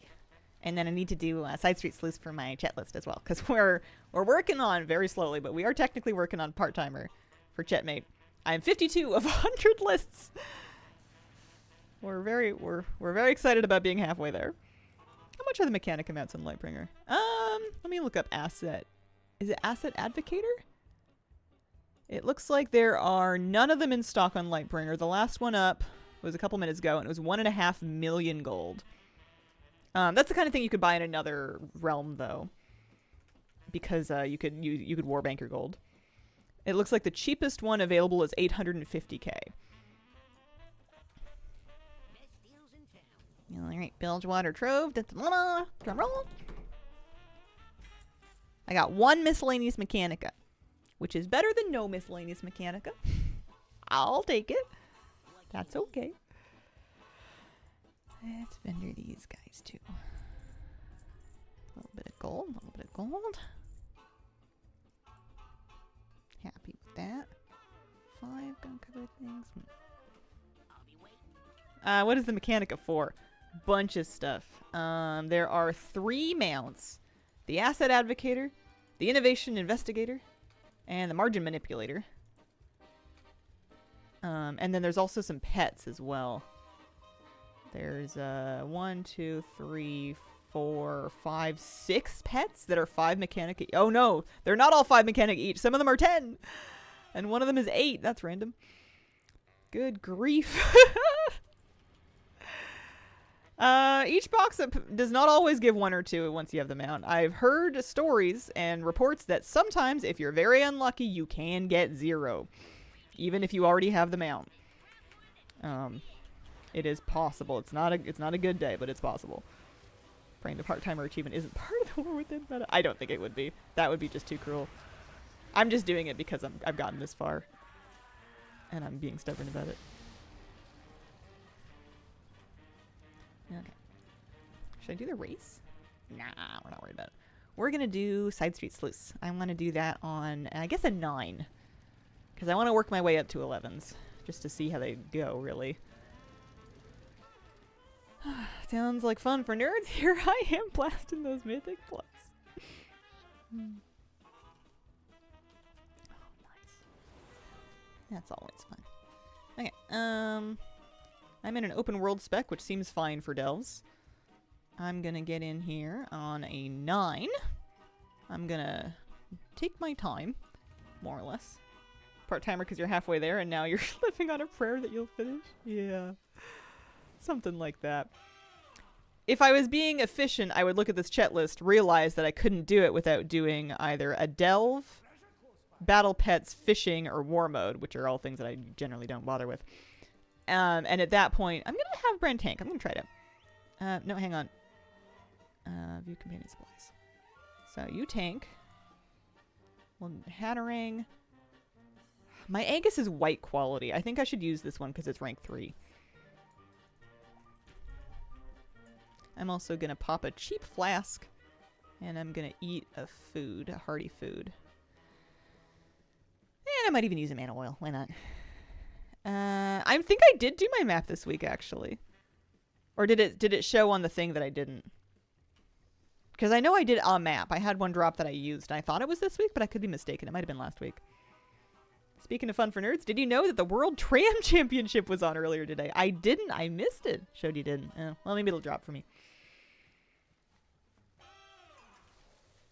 Okay.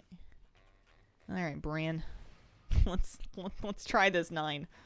I'm sure I have the gear for it. I just need to not be in a huge hurry. Explosives removed.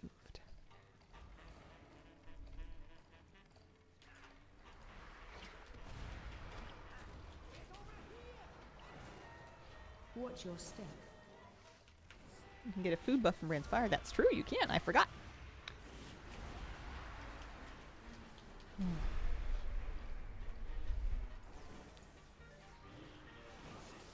Horrible priest managed tier 11s with less gear. But my Brand appears to be dying. I was told that I wouldn't need to heal him at all. I guess he didn't die. I guess he hasn't perished yet.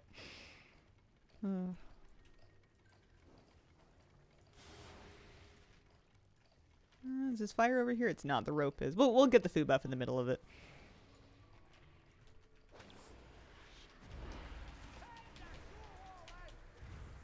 I normally have him heal. What is your bitrate setting?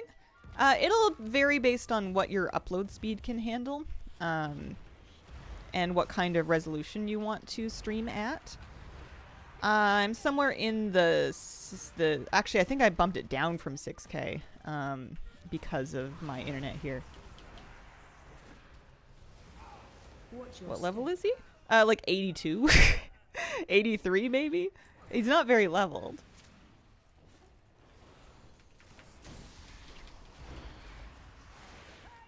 You wait, Neil, sit and heal. I guess I picked this because I thought it was going to be faster.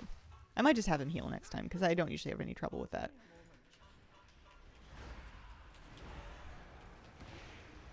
Need to tweak the settings still on this junk PC? Yeah. Trial and error. Trial and error will be your best friend with that. That's how I always got all my stuff sorted out. Watch your step. Watch your step. Speaking of my I haven't been dropping in your frames. Does my quality look okay? It might not be precisely what it was before I moved, but is it all right? We doing okay over here? Watch your step.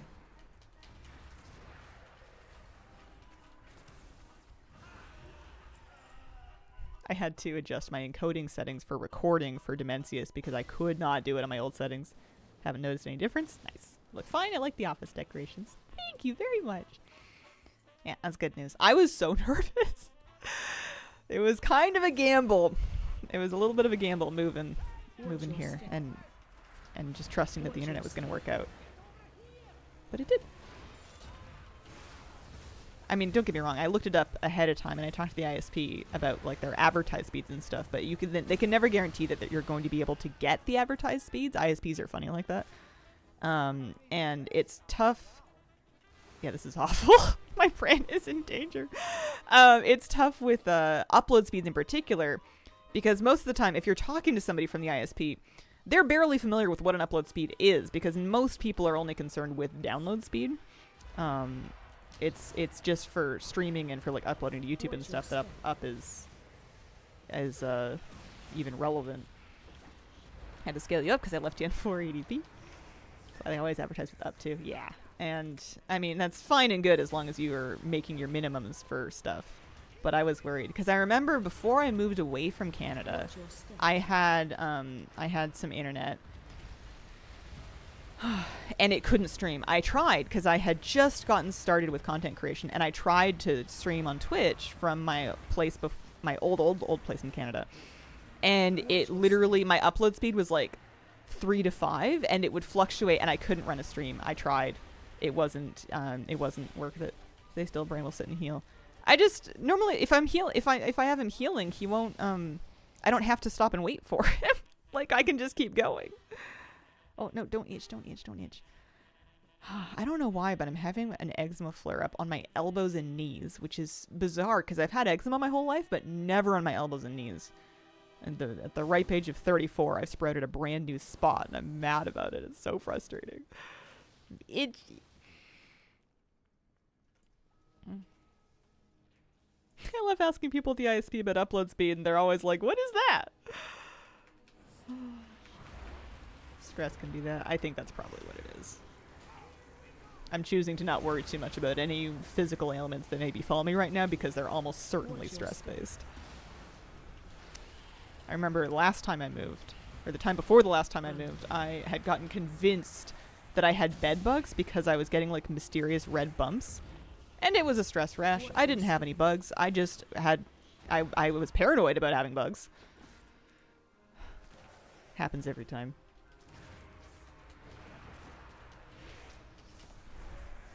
But oddly enough, my normal eczema spot is fine.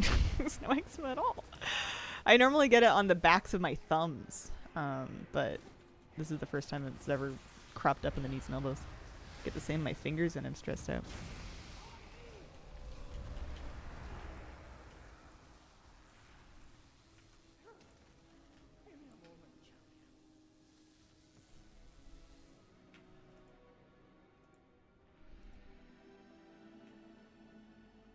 I'm gonna reload. It says I have an unselected choice and I don't see it on my screen.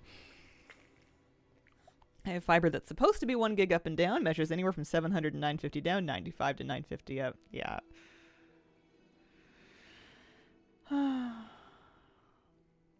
Might have gotten rash from plants in the garden, not overly concerned. Clearing up.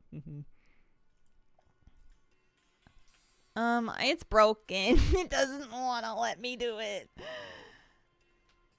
I have an unselected choice and it's not showing it to me, and I thought a reload would fix it and a reload didn't fix it, and now I guess I'm just not getting that power. I don't know what else to do. That was my one plan. Also, I don't know how I'm supposed to deactivate this one. I guess step on it? Oh, yeah, step on it. The unselected choice bug, you just have to keep going. That's the first time I've ever had that bug. That's annoying. Watch your step. Really bad one time. I was getting fingerprinted for a new job and they couldn't get a good print in half my fingers. Oh. That's annoying.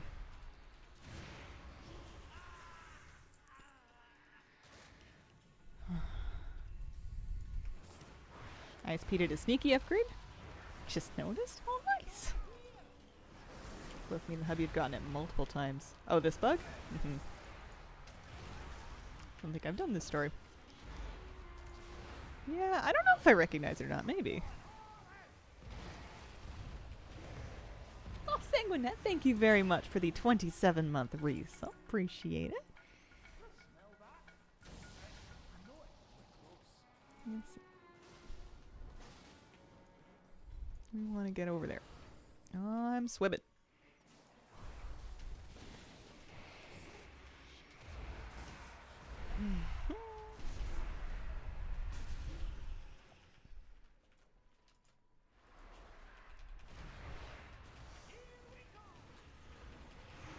Relogging helps?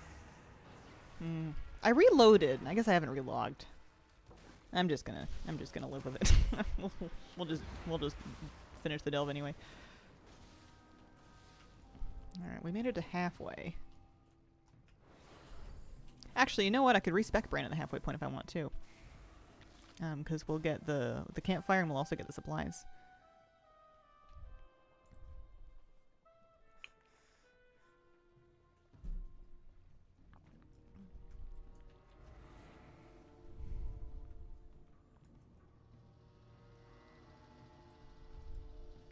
This is probably one of my favorite delves. I wasn't sure about it when they first added it because I got lost a lot. But the more I did it, the more I realized that it kind of doesn't really matter which way you go because you'll loop back to where you're going eventually anyways. As long as you just keep going, you'll trip and fall into wherever you were headed. Generally.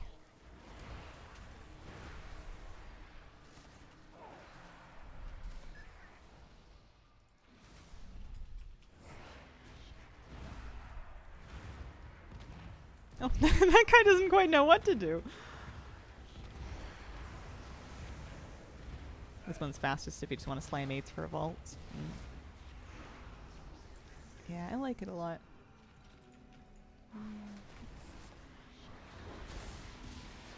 I don't like the story where you have to get in the robot to defuse the things. That one's kind of annoying. But I just don't like having to get into a vehicle for any reason. Can those be tamed? Watch your step. There's robo hyenas, or there's goggle hyenas that you can tame. I don't know if you can tame the robotic ones. Oh, you don't like the Koresh delve? I kind of like that one too.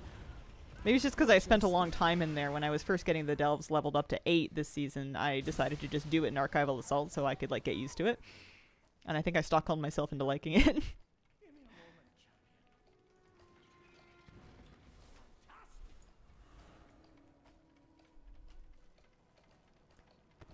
They're not gonna let me get this one either. Nope. Okay. Darn. I forgot they were going to do this! Oh my gosh, the Dark Souls style gravestones. That's funny. Oh my gosh. Also, Bran, I am hereby firing you from your tanking duties.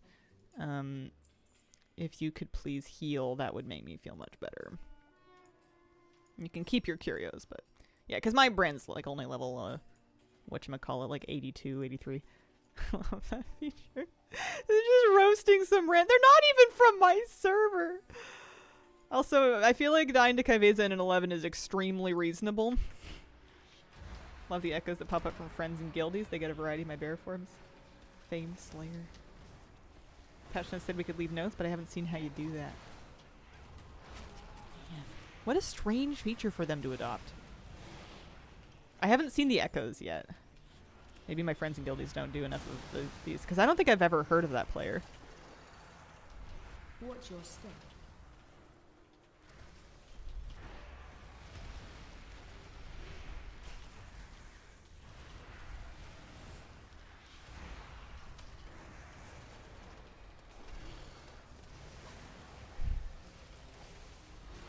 Watch your step. I've seen my BNet friends before, mostly randoms I don't know. I guess I don't have very many BNet friends. I don't keep a big friends list. I'm not a big, like, chatter, so it doesn't really make sense for me to have people on. Take a selfie with my troll leaning on a guildie's tombstone. Fun. See echoes at the start and the end. I'll have to keep an eye out for them. I guess I still have yet to see a flicker gate, so I don't know why I think I'm going to start seeing echoes of people dying. People have seen flicker gates while I'm in delves watching my stream. I just have yet to notice them. Streamer, not a chatter. I just don't socialize over text much anymore. I don't like doing it. I'd rather I'd rather talk to people on voice. A lot of my WoW friends in different guilds, so I use BNet a lot. I thought it announced if a flicker gate was in the delve when you entered. It probably does. I'm probably just missing it. I think I'm missing everything. We're just happy we got the computer turned on today.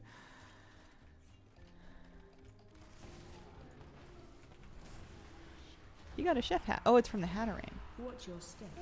I'm gonna grab this one too. I might regret this.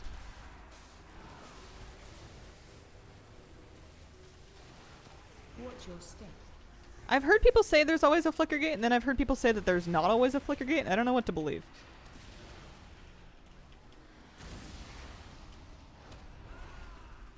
I thought they were going to be just a chance. Starting to fresh 70 Shadow Priest was wondering, what's the best easy talent tree to go? Archon or Void?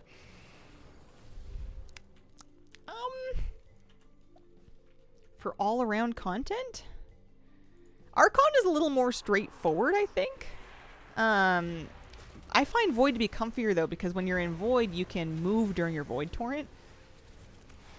So that's a tough one. That's a tough one. I would start an Archon, and then if you feel like you want... once you're comfy with that, I would try out Void. But Archon's pretty nice to start with, because you get an extra stamina from your Fortitude, you get a little extra health, and, you know, you fire off Halo, it's going to do big things. Bada bing, bada boom.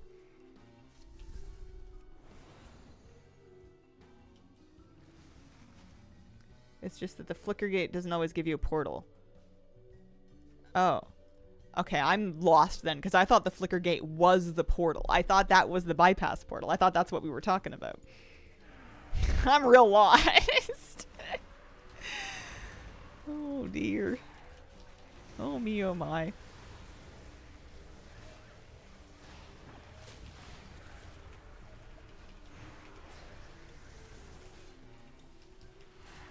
It is confusing. Thank you. Makes me feel a little better.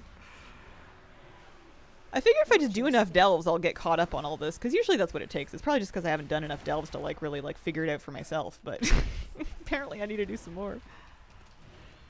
Interactable chest-looking portal things. There's random things, loot enemies. Okay, so it can spawn Kaiveza, it can give loot. Most of the time it just gives an extra chest at the end. Ethereal gates are rare, and those are the ones that port you. Oh. Okay.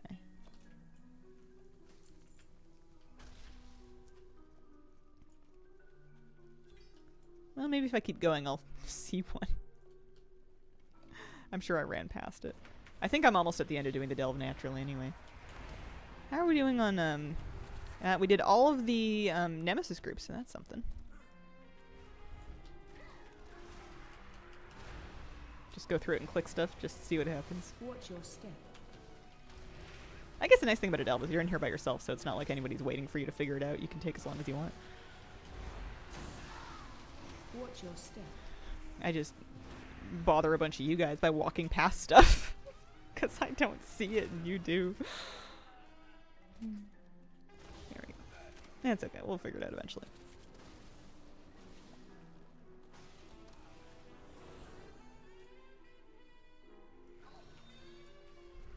I wonder if Bran's gonna bring a bunch of stuff over here, or if, Watch your step. yeah, it's exactly. So and on Watch time. your You do step. you. Exactly. Watch your step. Thank you. Oh, speaking of me do me. Watch your step. Yeah, I think I prefer, at least at this Bran level, I prefer healer Bran with Shadow. I'm sure tank's also a valid choice, but this just feels comfier for me personally. Watch your step. See the gate over there on the side next to the boss? Oh, okay, well, go take a look at it. Wouldn't that be funny if that was the shortcut room? Literally at the very end of the delve. Watch your step. Everything in life is timed. Watch your step. Nuh-uh. That would be true.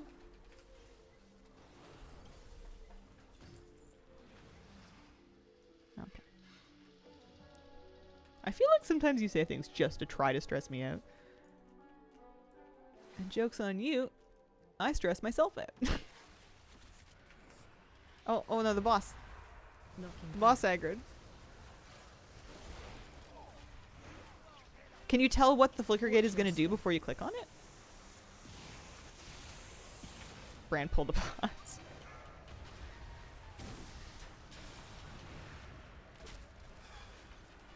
No? knocking back. It's lottery. Well then, what are you talking about, C22? You might be right, but I'm just wondering how you know. Because I want to know how to know. Watch your step.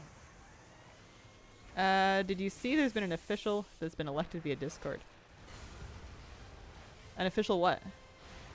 Knocking back. Guessing basement experience. Oh, okay. He's the portal. I'd love to. It's just that Bran pulled the boss. I'm in the middle of something. Watch your step. Government official. Oh, okay. I try and stay clear of world news, Knocking back. especially on stream. This can be like a cute place where we just pretend that we can just ostrich and stick our heads in the sand. It'll despawn if the boss dies. Yeah, well, I don't really want to bother clicking it in the middle of a boss fight. Watch your step. I guess we'll just get it next time. It's annoying that they can put it there. Like, I don't think I could have gotten that one without pulling the boss. Sometimes it feels like the game's working against me figuring this out. Yeah, the portal's gone now. That's okay, we finished the delve. And my Bran leveled to 83. And we got our Nemesis strong box. And there's a dude.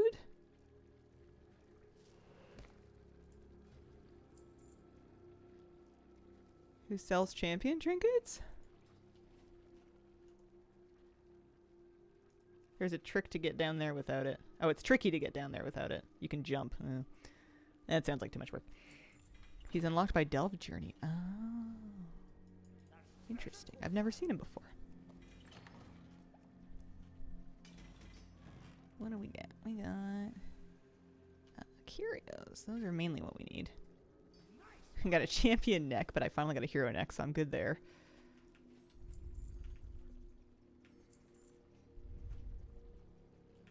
Alright, well that's something. You only in level 9 plus. Now you know what they look like for next time. I swear I've never seen one of those before. Oh, getting the Bran cheese doesn't feel as satisfying as before. Alright, we're leaving. We're going to turn in our cellist. It's going to be a huge waste of Valor Stones, but what are you going to do?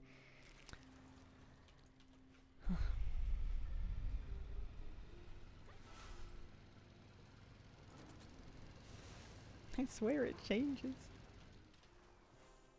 Wonder if Lyra will also eat cheese or if she's fancier. I mean, cheese is pretty fancy.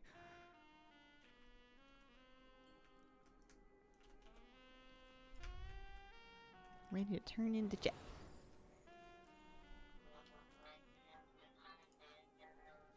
Only with wine. She'll have brie. Go for a little goat cheese.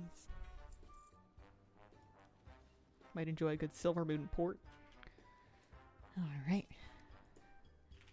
We've done some good work here. We got our Siesbarg. I got a Paragon Cache with a Mechanica. I'm up to 18? Is that it?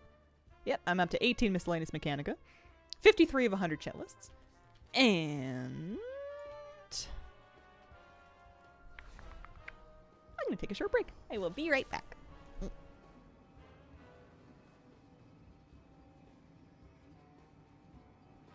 We're back.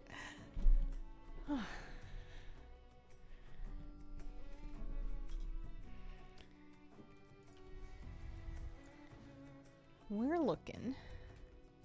Here, we can disenchant this one. Got ghosted by my date. Oh, I'm sorry to hear that. That's disappointing.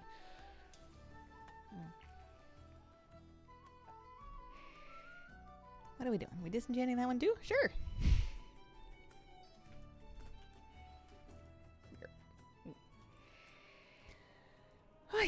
I want to try something real quick. Copy some coordinates. Or an in-game map pin. And I want to go take a look for this Sanders guy. Lots of other fish in the sea. Have you read any Robin Hobb? I can't say I have.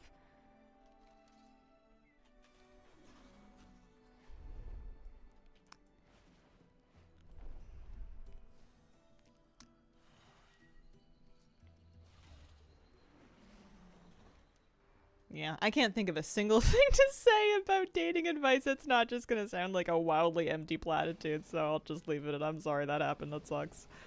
Alright, so this guy, I've heard, has a half-decent drop rate for Alunira shards. That's the thing. It's okay.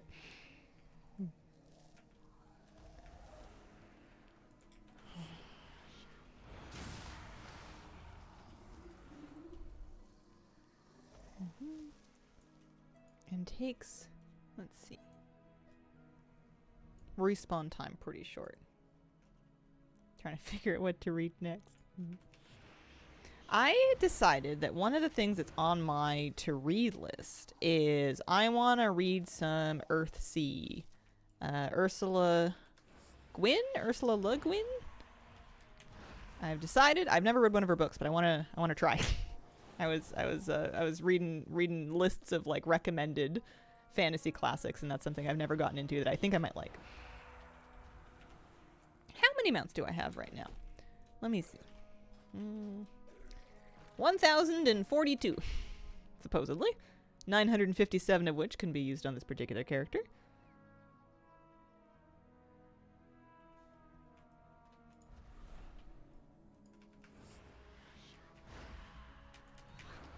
When you did the second part for the Venom, did you just do the first part of City of Threads and skip the rest? Yes, I did up to the first boss, but not including the first boss, unless I felt like it. And then I would reset. Love the Earthsea series. Terror of Night is awesome. Would you be sad if you lost your account? I would be confused if I lost my account. It would necessitate a large life change for me, unless I started over.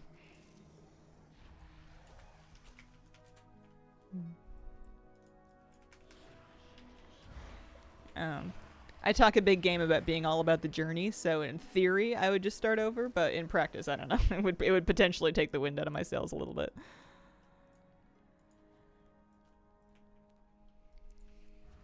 My achievement backlog task this weekend is to get to work on Family Battler from Legion/Argus. 1,050 mounts would be sad. Yeah, but like I can't take them with me when I die. And whether I get to keep them or not, we still had the fun of getting them to drop, right? But I'm not super worried about it. I am not at a high risk of being like banned or anything because I am an absolute weenie and I don't do anything even remotely controversial.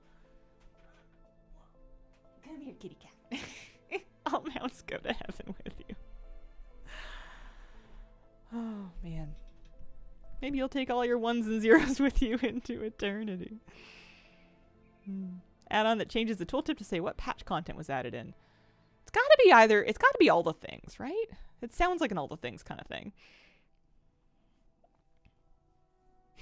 Maybe you do get to keep your WoW account when you die. I'm trying to imagine being in the afterlife and still wanting to play WoW, though. Yeah.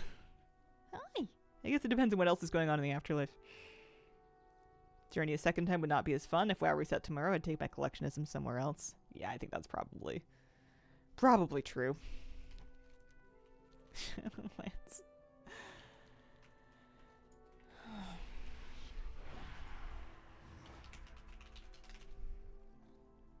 Are any of the Isle of Dorn delves bountiful right now? They're not.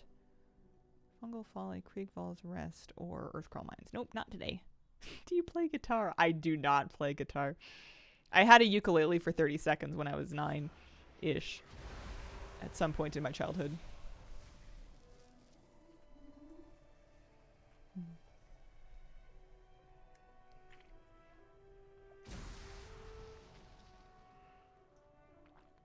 I never lost my account fully, but I did get hacked and mop, lost all my gear and gold.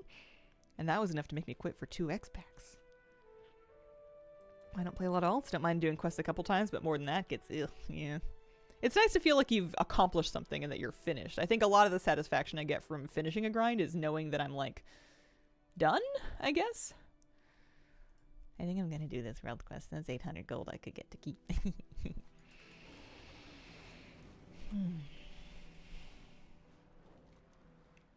What do people say for crackling shards? I know people do farm groups.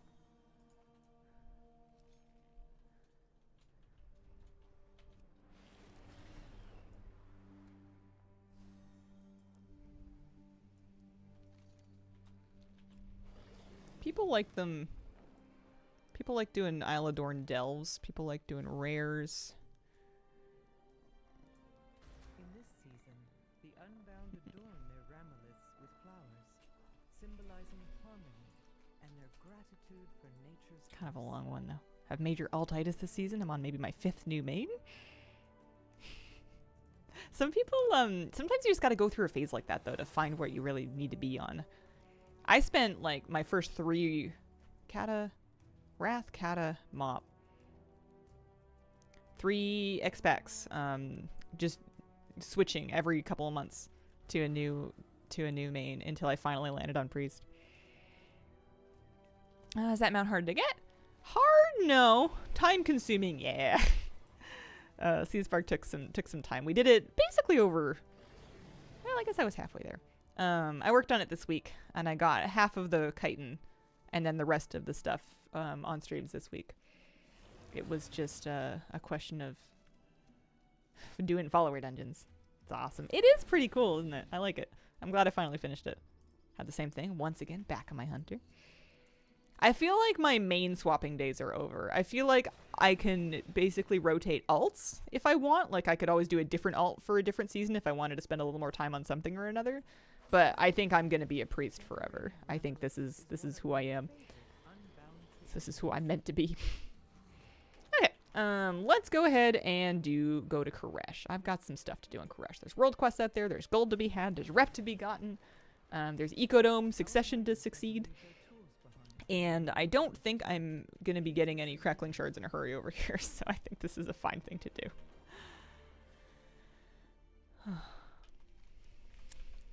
I wonder if one thing that would be a project for crackling shards would be just doing all the world quests in Isle of Dorn every week. It would at least get you killing mobs out there. I don't know. I don't know if that's a good idea or not. Having lots of alts, even if you don't play them well, I think helps you be a better player.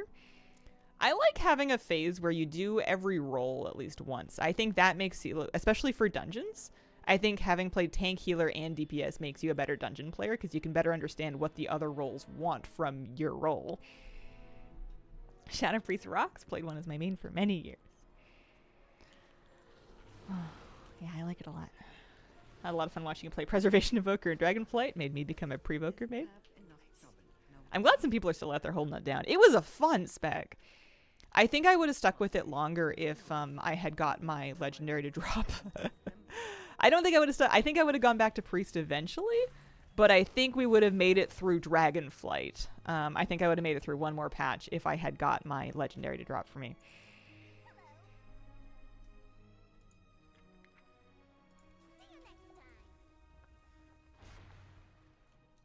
For me, I know I like being able to heal and tank. I don't need to always do those roles. Okay with being a DPS main and having healer and tank alts. Warband really helping with that decision. Everyone should be required to heal some. It's kind of like when people say that everyone should work a customer service job at one point in their life.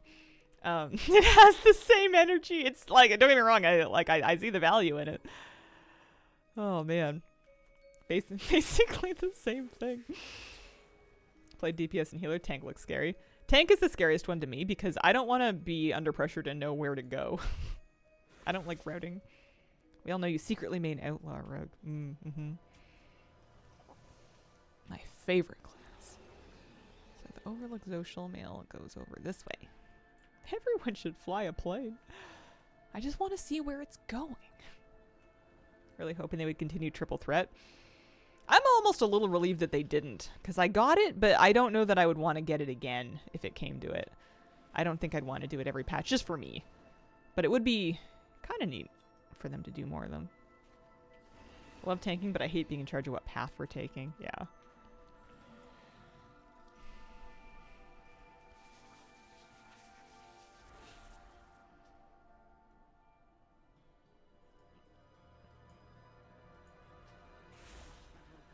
Dispreach the true customer service spec. Even if you know your route, you have to deal with people who think they know better. Yeah, I guess that's true. What if... Would it be too much? It would maybe be too much. If Blizzard added a feature where there was like a ghost that you could follow basically from pack to pack. That you could turn on as a tank to see like what the route is that would give you the packs for like the amount of percentage and whatever. And it probably wouldn't turn out to be like the most optimal route because Blizzard rarely knows what that is, but that it would just be like a valid route that would get you through the instance with the correct percentage. Google Maps for every tanking, yeah. I wonder if that would take some of the heat off people to get more people into tanking. Because I know they're always talking about how to get more people to tank. A native MDT feature would make tanking so much easier. Yeah. I wouldn't be surprised if something to that effect that would help new players with routing would be on their like bulletin board there somewhere. Sounds like the kind of thing they would do. At lower key levels, you just press W and you're fine. Yeah.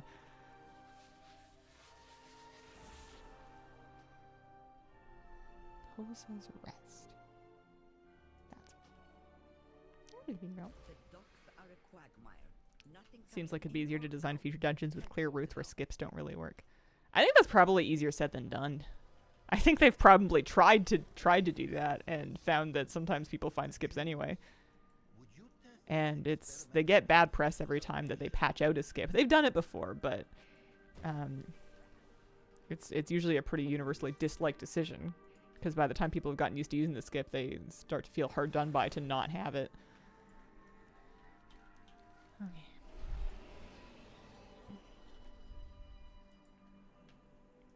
I hate groups that try to do crazy skips and pugs. They fail 70% of the time. Yeah, I loathe skips. I hate them. I'm bad at them, which is why I'm usually the person who's either not going to be able to jump up on the thing, or I fall off the thing in the wrong direction and pull trash that we were trying to skip in the first place. It's always me.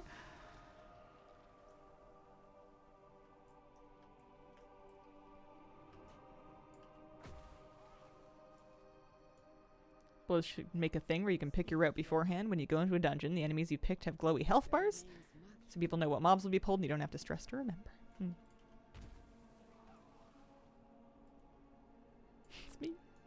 Hi.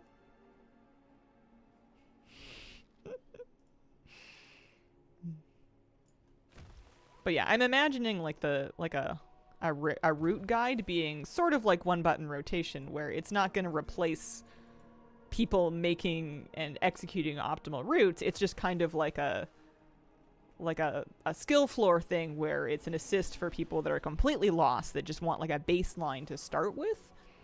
And some people will use it all the time, and then some people will start with it and then they'll outgrow it.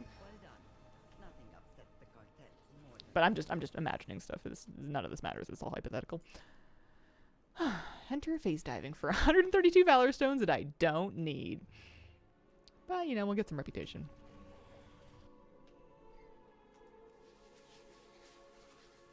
Routes and out-of-game homework are a big reason I don't tank. Anything that would make that easier would be awesome. What is it they're doing with add-ons? I think eventually they're limiting add-on access in such a way that's going to make a lot of popular add-ons not functional anymore. And Blizzard's been kind of like replacing those over time with in-game functionality. I think that's what's going on, but like I'm completely lost in the details because they unleashed it when I wasn't paying a lot of attention to news.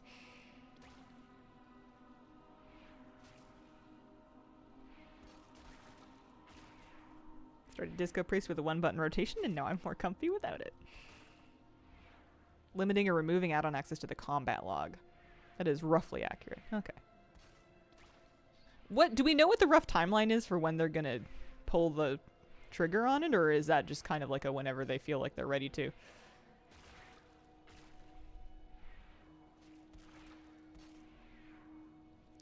In Midnight, some of the previews they showed for Midnight, the built-in UI looks good. I heard for Midnight. Because Midnight's pretty soon.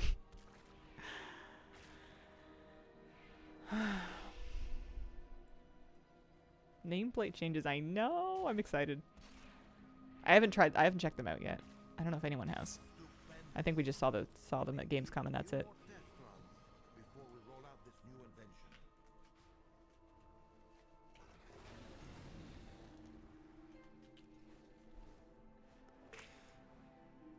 As far as I know, they haven't set a timeline. Basically, when the player base accepts using our tools over Plater, Hecule, and Weakores. Midnight seems like the goal, but who knows if they get there. Yeah, it seems like something that they wouldn't rush until they felt like it was ready, because they stand to upset and alienate like a lot of people if they pull that plug too early.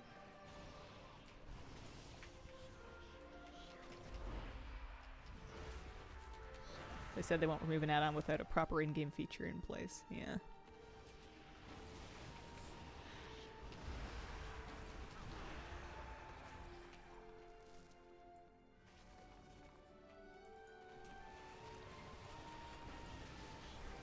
I'm not super concerned about it. I think it'd be nice to have some stuff like that kind of standardized, but I think I'm like the perfect person for that change, because I love using a native Blizzard version of something if it's available.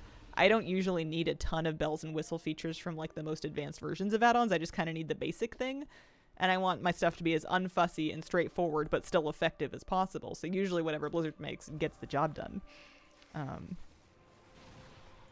I was very happy to switch from Bartender to edit mode when they came out with that.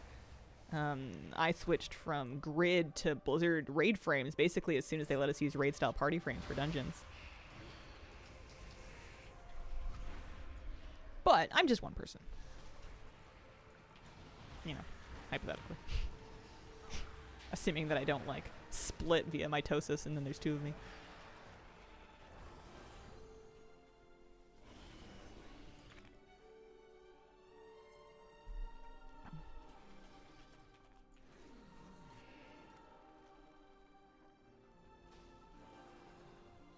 Yeah, the biggest thing I could see losing access to that would kind of be sad is a feature that I really like in Plater is the ability to have a slightly different color on the nameplate for quest mobs. You can see that this gutted creeper has kind of an orange nameplate, and I have my Plater set up to do that for mobs that are required for a quest that I'm currently on.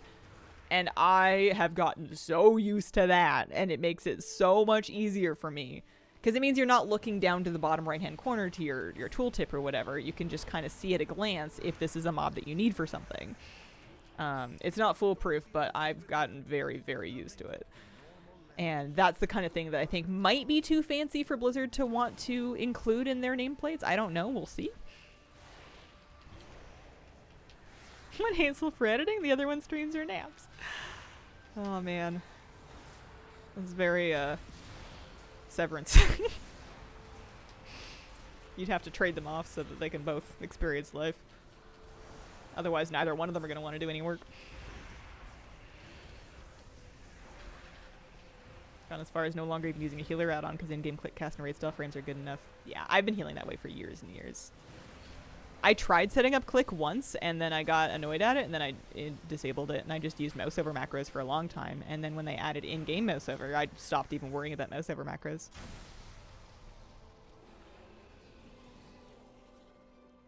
Nice. We are 12 of 20 for devoured energy pods. That's nice. Oh, there's some gold world quests up there.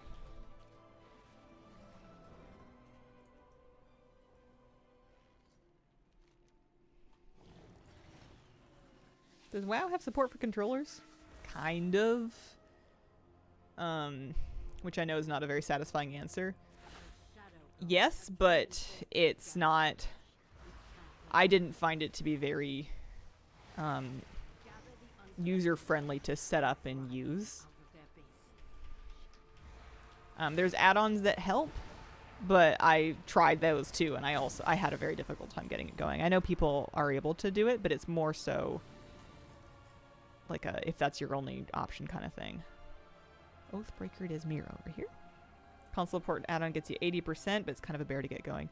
I remember being like, I was trying to use it just to play hardcore classic, which I guess was maybe my first mistake.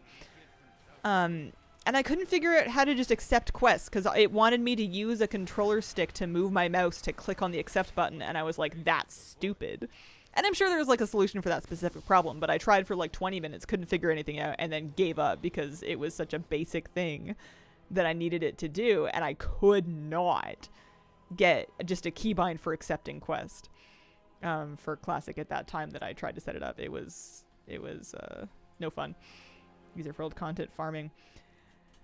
I could see a world where it would be really nice for like herbing. Mana falling from the skies. Potentially not in phase space.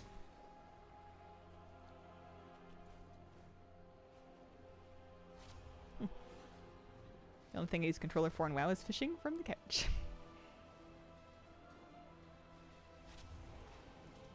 Are you coming in here, Bubs? The bed's free if you want. I gotta get my little tripod with the pet cam set up in here. Might need to find a longer cable for it, but... because every now and then we get a visitor and you guys can't see him. I just the room is oriented differently and it's not as convenient to have a camera on it. I'd have to run a cable that I'm going to be tripping over. But I will look into it. I'm sure we have the technology. It's not very far away. I used to trip over it all the time, actually. I'm pretty sure I've damaged the port on my webcam because of how many times I've tripped over a cable that was connected to it.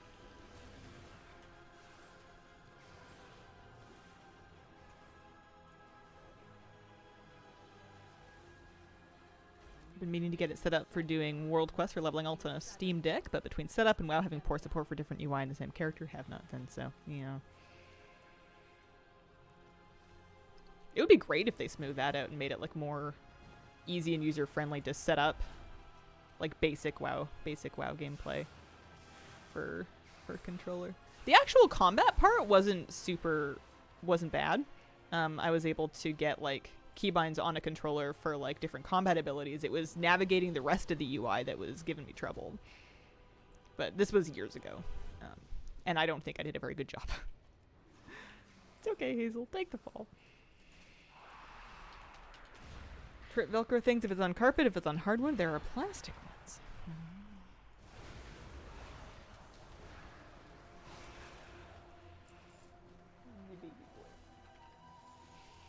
He's a moosey boy.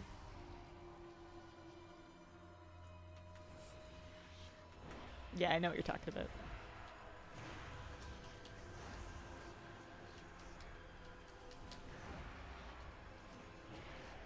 You can get little pin things to like pin a cable like to a wall or like a baseboard corner or something too. Left-handed Razor Naga is dying. Don't have another 100 to spend on a mouse. Was hoping controller support would be an option by now. That's a bummer.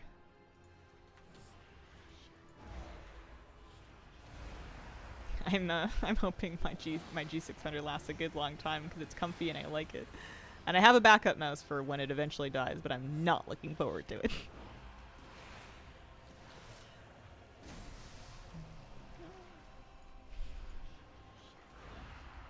I think I got started doing another world quest before I was finished this one, but they're both going to give me gold. Wow.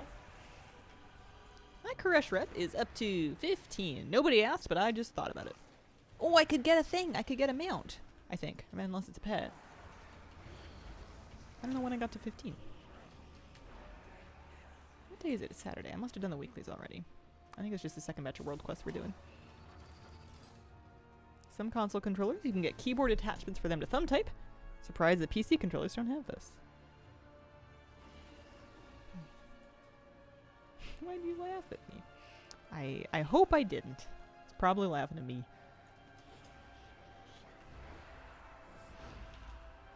Never meet new heroes.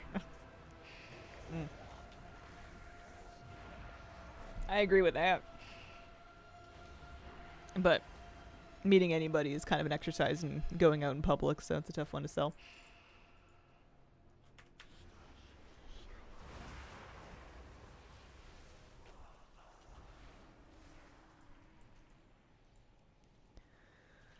Oh, 54k gold. I've been making quite a bit of gold today just from doing all these weeklies and dailies and everything, actually. We're doing alright. I started today at like 40k and I think I'm up like 14.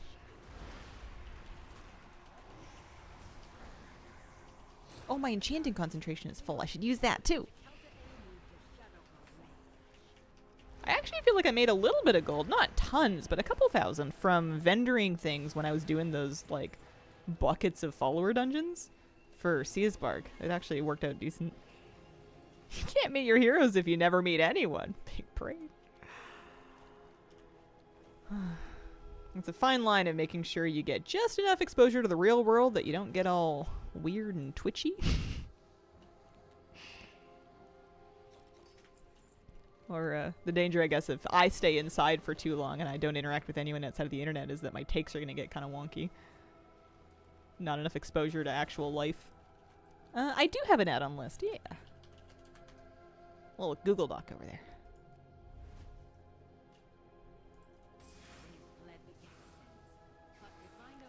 I want to go I want to go see if I can buy that mount.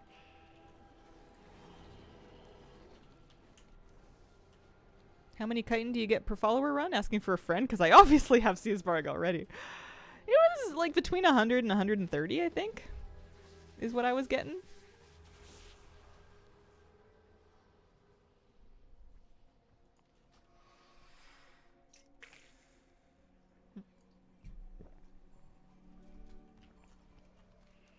I want to go see the rep vendor, who I swear is in here somewhere. There's like, those are the dungeon or the delve portals. It's okay, I'll go let my friend know because once again, obviously I already have Siesbarg. I'm just really happy that I'm not the only one that left it till now. Not that there's no time limit on it. You can do these things next expansion if you want. You could probably run in and do those dungeons on normal. But I don't know. I felt like I'd put it off for a really long time. So I appreciated that a couple of you guys also had not started it yet. Made me feel less alone. I'm skipping the Valor Stones. It is a mount. It's a ground mount. 8,000 Valor Stones. Okay. I really don't need this alchemy knowledge, I don't think. Or enchanting knowledge. But, you know, I may as well. It's just artisan's acuity. Totally have that now.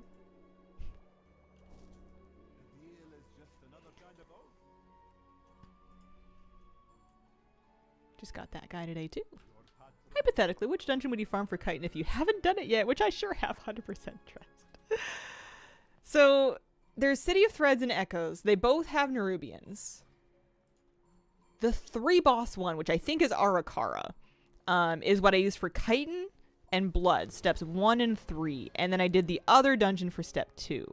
But when in doubt, just look up the quest that you're on Wowhead, and the top comments won't lead you astray.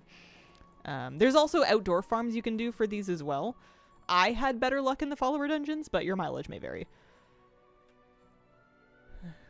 Tend to do stuff like Siesbarg when people are farming keys to get to hero or 3k.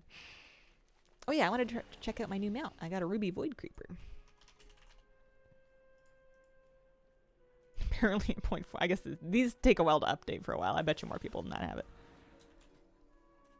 We're now in 15 with Koresh. I don't like starting a new patch doing keys. They're always a little harder at the very beginning of the patch. Okay, those are rares. We need to do world quests over there. At least for as long as it takes to get my Koresh Trust rep. Although I'd say most of the Koresh Trust rep is from weeklies, not world quests. But the gold is nice.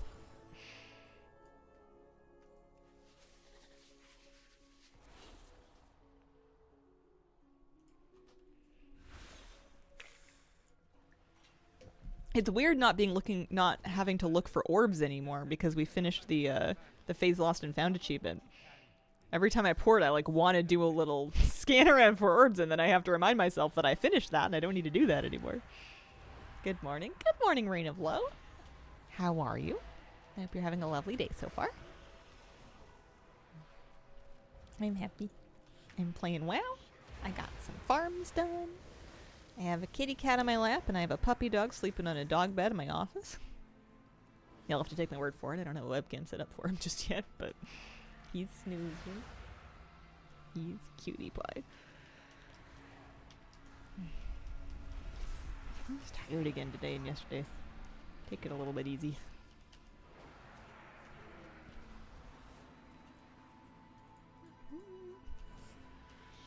This is for 820 gold. And then I think I want to do... Oh, I'm running out of time, actually. It's already 11:38. I wanted to work on Ecodome quests for ecological stability. I guess there's always tomorrow. Def gotta get a webcam for the cutie pie puppy. I do. I absolutely do. My office is so cozy now that I got all the canvases up. It's like... I'm really happy with it. It feels very me. Got to sleep. My day is amazing. Normally click into work at 6 a.m. so sleeping in till 11:30 is heaven. Nice. It feels so good to catch up on sleep like that, especially when you really need it. Which, if you normally get up at 6, I'm guessing you do.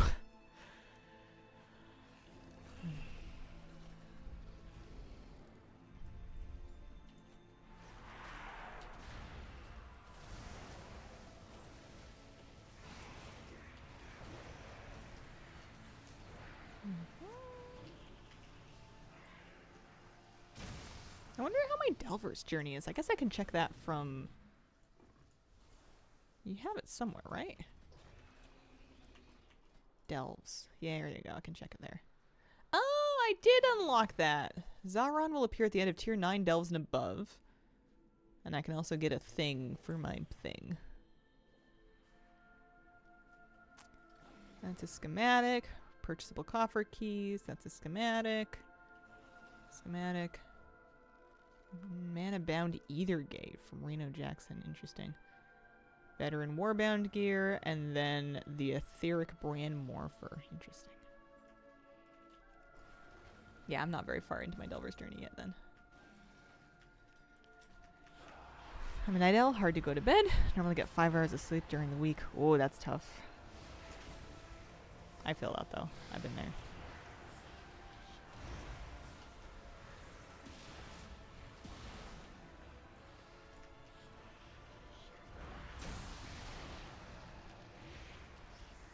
World quests in Koresh all feel samey.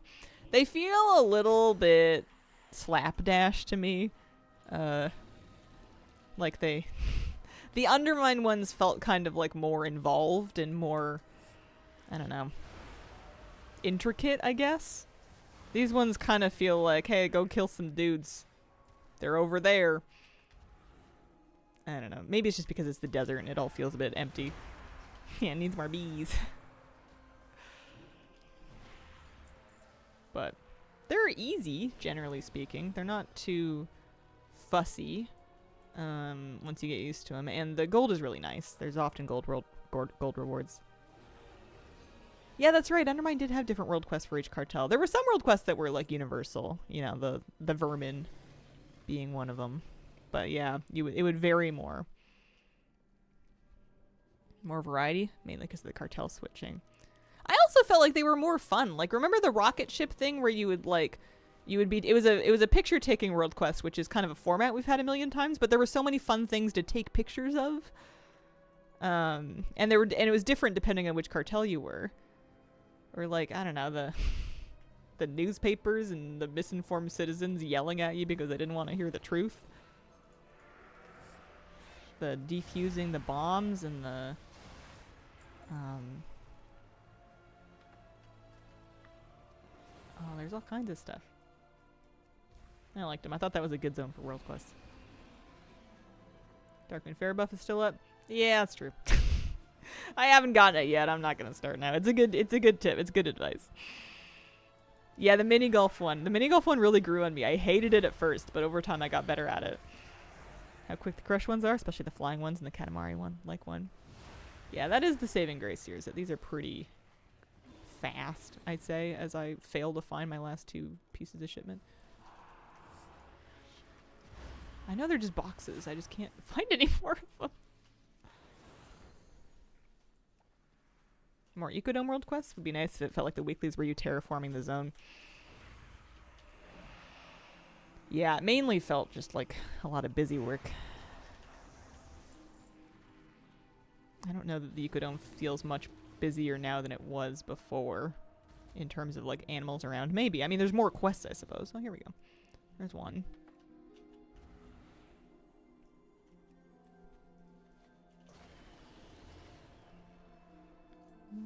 Anything? Yeah. Boy, when I first did that mini golf one, I didn't realize you could steer, and I was raging.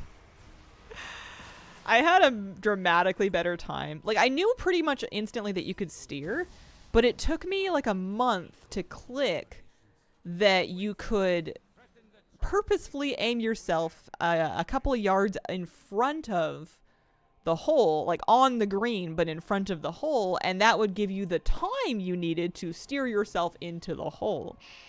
I spent a good month realizing you could steer, but putting my ball way too close to the hole in a way that there was no way that I would be able to steer it in, which was not better. Yeah, once your ball is landed, you can drive it the same way that you would move your character. But it does have some forward motion of its own, so it's a bit finicky. Like the Ecodome quest, they could have trimmed a lot off it that are just repeats. I kind of wish that there was like a progress bar built into the UI that let you see how close you are to getting a given critter type to full stability or integration or whatever.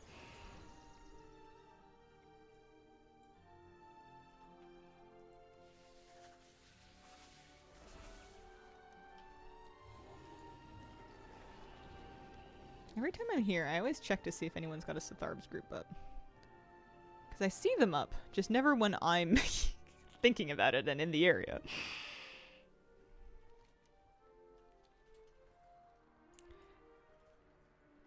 Yeah, I think there is an add-on that shows it. I just don't want to have to get an add-on for that kind of thing. I'm just being crappy about it.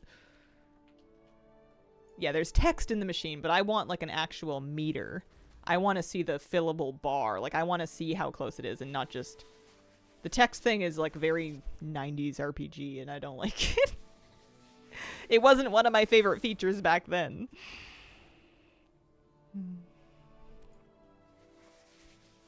It just seems like a weird metric to hide from the player.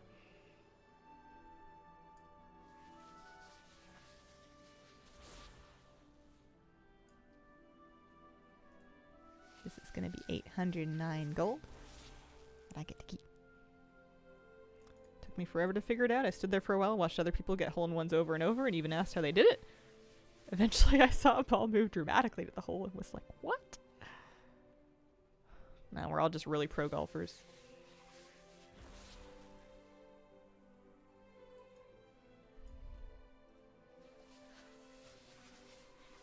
Okay. 2 more. They do give one-time warband rep. really wish that if you got Valor Stones, when you're Captain Valor Stones, if it would give you like some resonance crystals or something instead. I think the Cartel Paragon should always give 2 Mechanica. 1 is cheap. Yeah. It's the only thing that makes me feel any better about it is remembering how hard it was to get 1 before I had my rep up to the point of getting Paragon caches.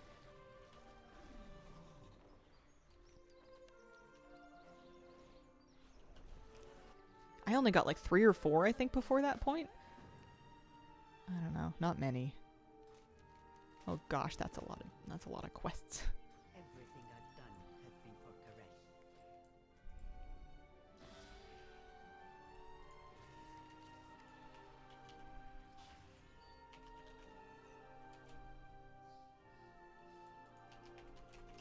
Karesh. Ecological stability. Honeybees. Fully integrated. So does that mean that I don't need to do any more bee quests? I may as well skip the bee quests because my bees are fully integrated, so this gives me no further benefit. Okay. Correct.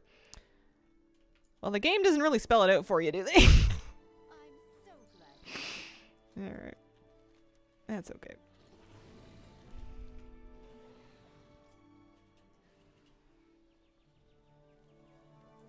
I know I have more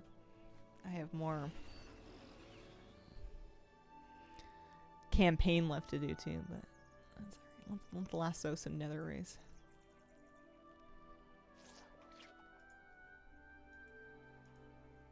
See if we can get all 6 this time. What is the reward? Valor Stones? Oh, just for the quest itself? Valor Stones and Ethereal Crests. Weathered ones, which I'm capped on both. No use to me whatsoever.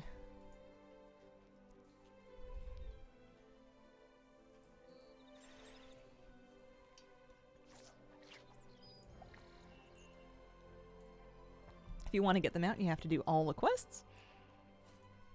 But if I've done the quest before and the mob is fully integrated, I don't think I have to do it again. I don't think. It's laid out in a way that's kind of confusing. Yeah.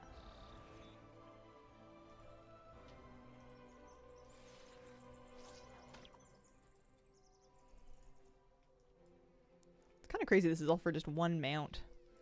Because, like, getting the weekly box done is much easier than doing all the dailies and stuff. Felt like I did not do that many for some of them. The fact that I have bees already fully finished makes me think it's not crazy. Because I didn't... You're right, I don't think we did very many.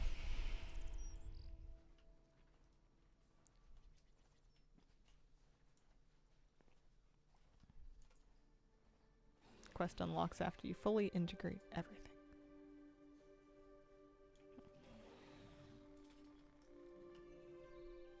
Felt like I did at least 4 or 5. Oh, there we go. I just finished rays. So no more Necro Ray wrangling. That's good.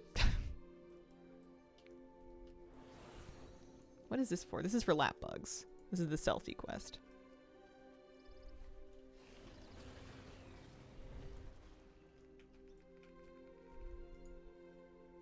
Maybe those Necro Rays lay eggs. I like taking the worst selfies with these bugs, but they count, so that's fine.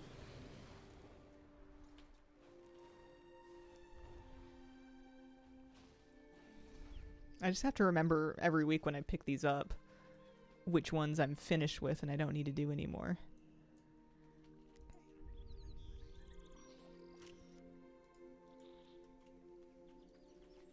Yeah, at least 4 or 5. I wonder if you get like a whole sort of comfort level every time that you're out here.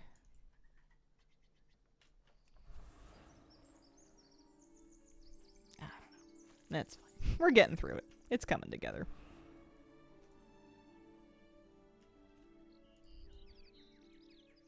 We're done with the Necro Rays.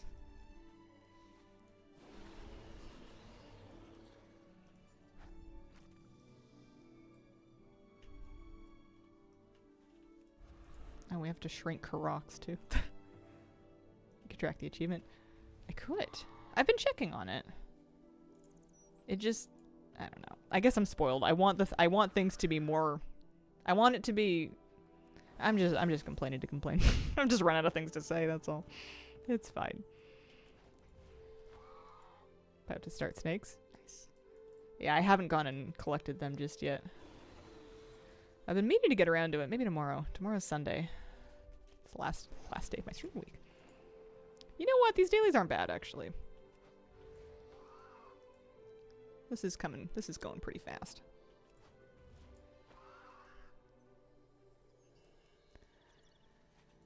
I think the worst part was just doing the whole campaign to get everything here in the first place. I think that was the longest bit. Hazel, do you have any advice on how to find a guild? I want to start doing raids and other content. Don't know how to find people who won't immediately reject me because I don't have great stats. As always, whenever I answer this question, I like to disclaim that it's been a long time since I've done it, so my advice might be a little out of touch. I often tell people to check... Oh, hang on, that's the wrong button. Server forums to see if there's any local guilds that are already on your server that are recruiting that you can try.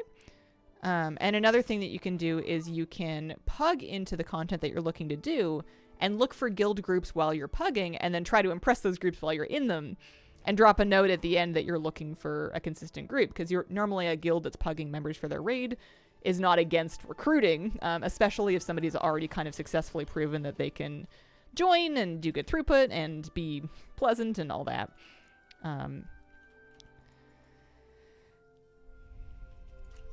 But it is hard, and I think you also need to be not afraid to walk away from a group if you find that you're not enjoying playing with them. Like if they're toxic or you don't like how they're treating their members or whatever it is, to not be afraid to politely drop them and move on and keep looking.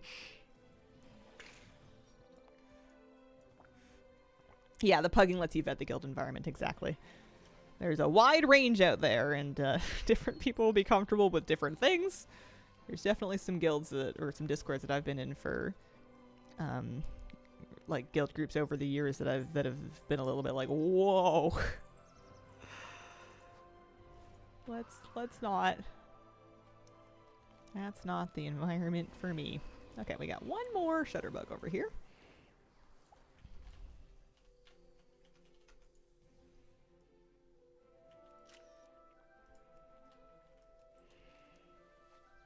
How does one pug exactly or approximately? Generally speaking, you just, when you're ready to try looking for a raid, you just look in the raid group for groups, and you can often find, some of these will just be like full pugs, and some of them will be guild groups, and sometimes they'll say guild recruit. This is an example of somebody who's recruiting for cutting edge.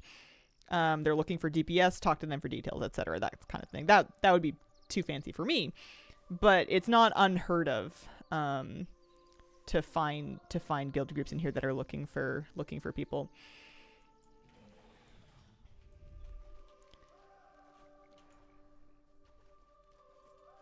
I found learning by doing server, raided with them for a while. Through those groups, I found a guild and a raid community.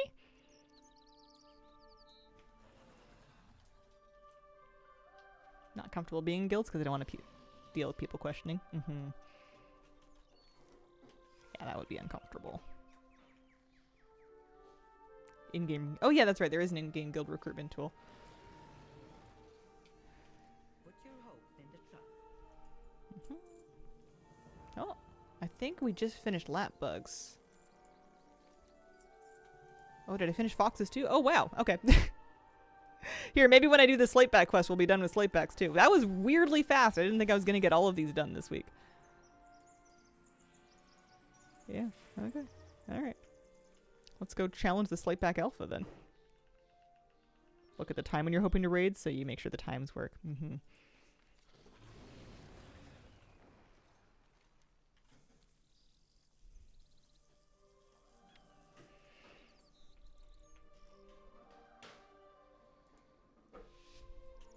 I don't like this version of this quest. The last thing I want to do is race on my own 2 feet.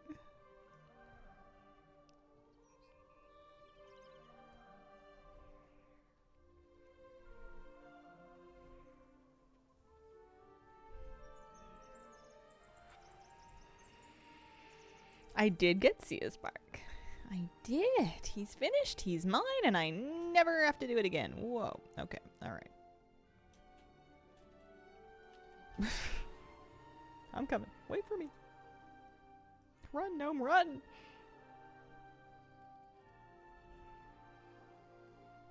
Yeah. Now I never have to learn the difference between the two spider dungeons. There's an achievement for winning the challenge version of these races. Oh, I bet that would suck. I'm nervous that they're going to kick me out of just like the daily quest version of them.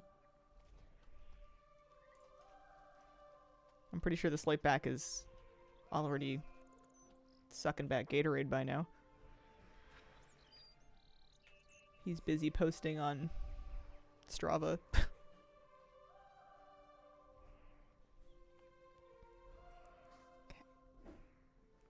Did I do it? I did it. Okay. I technically ran the race. I cheat and use cat form.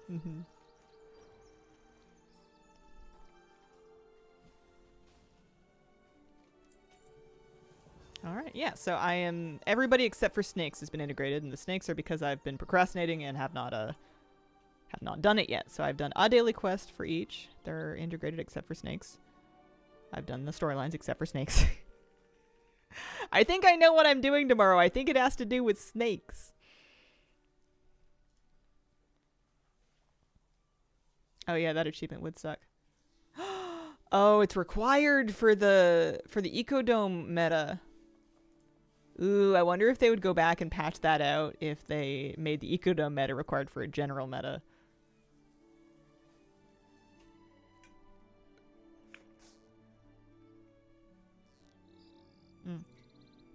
If you go in Wowhead, a way to make that challenge mode easy. Yeah. There's a shortcut. That sounds like a later me problem.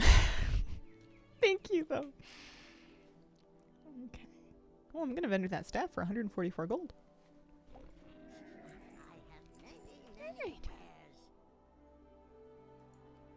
I don't need to do... Well, it's 300 rep, actually, for doing the Hydrobites thing. Because I'll track that. And then that's the snake thing, and that's for tomorrow.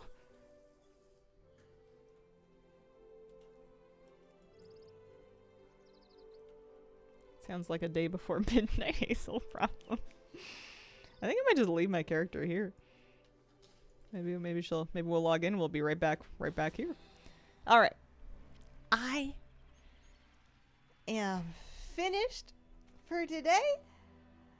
Thank you very, very much for joining me. I appreciate the company. I hope you have a wonderful weekend and a wonderful, wonderful day. Bye.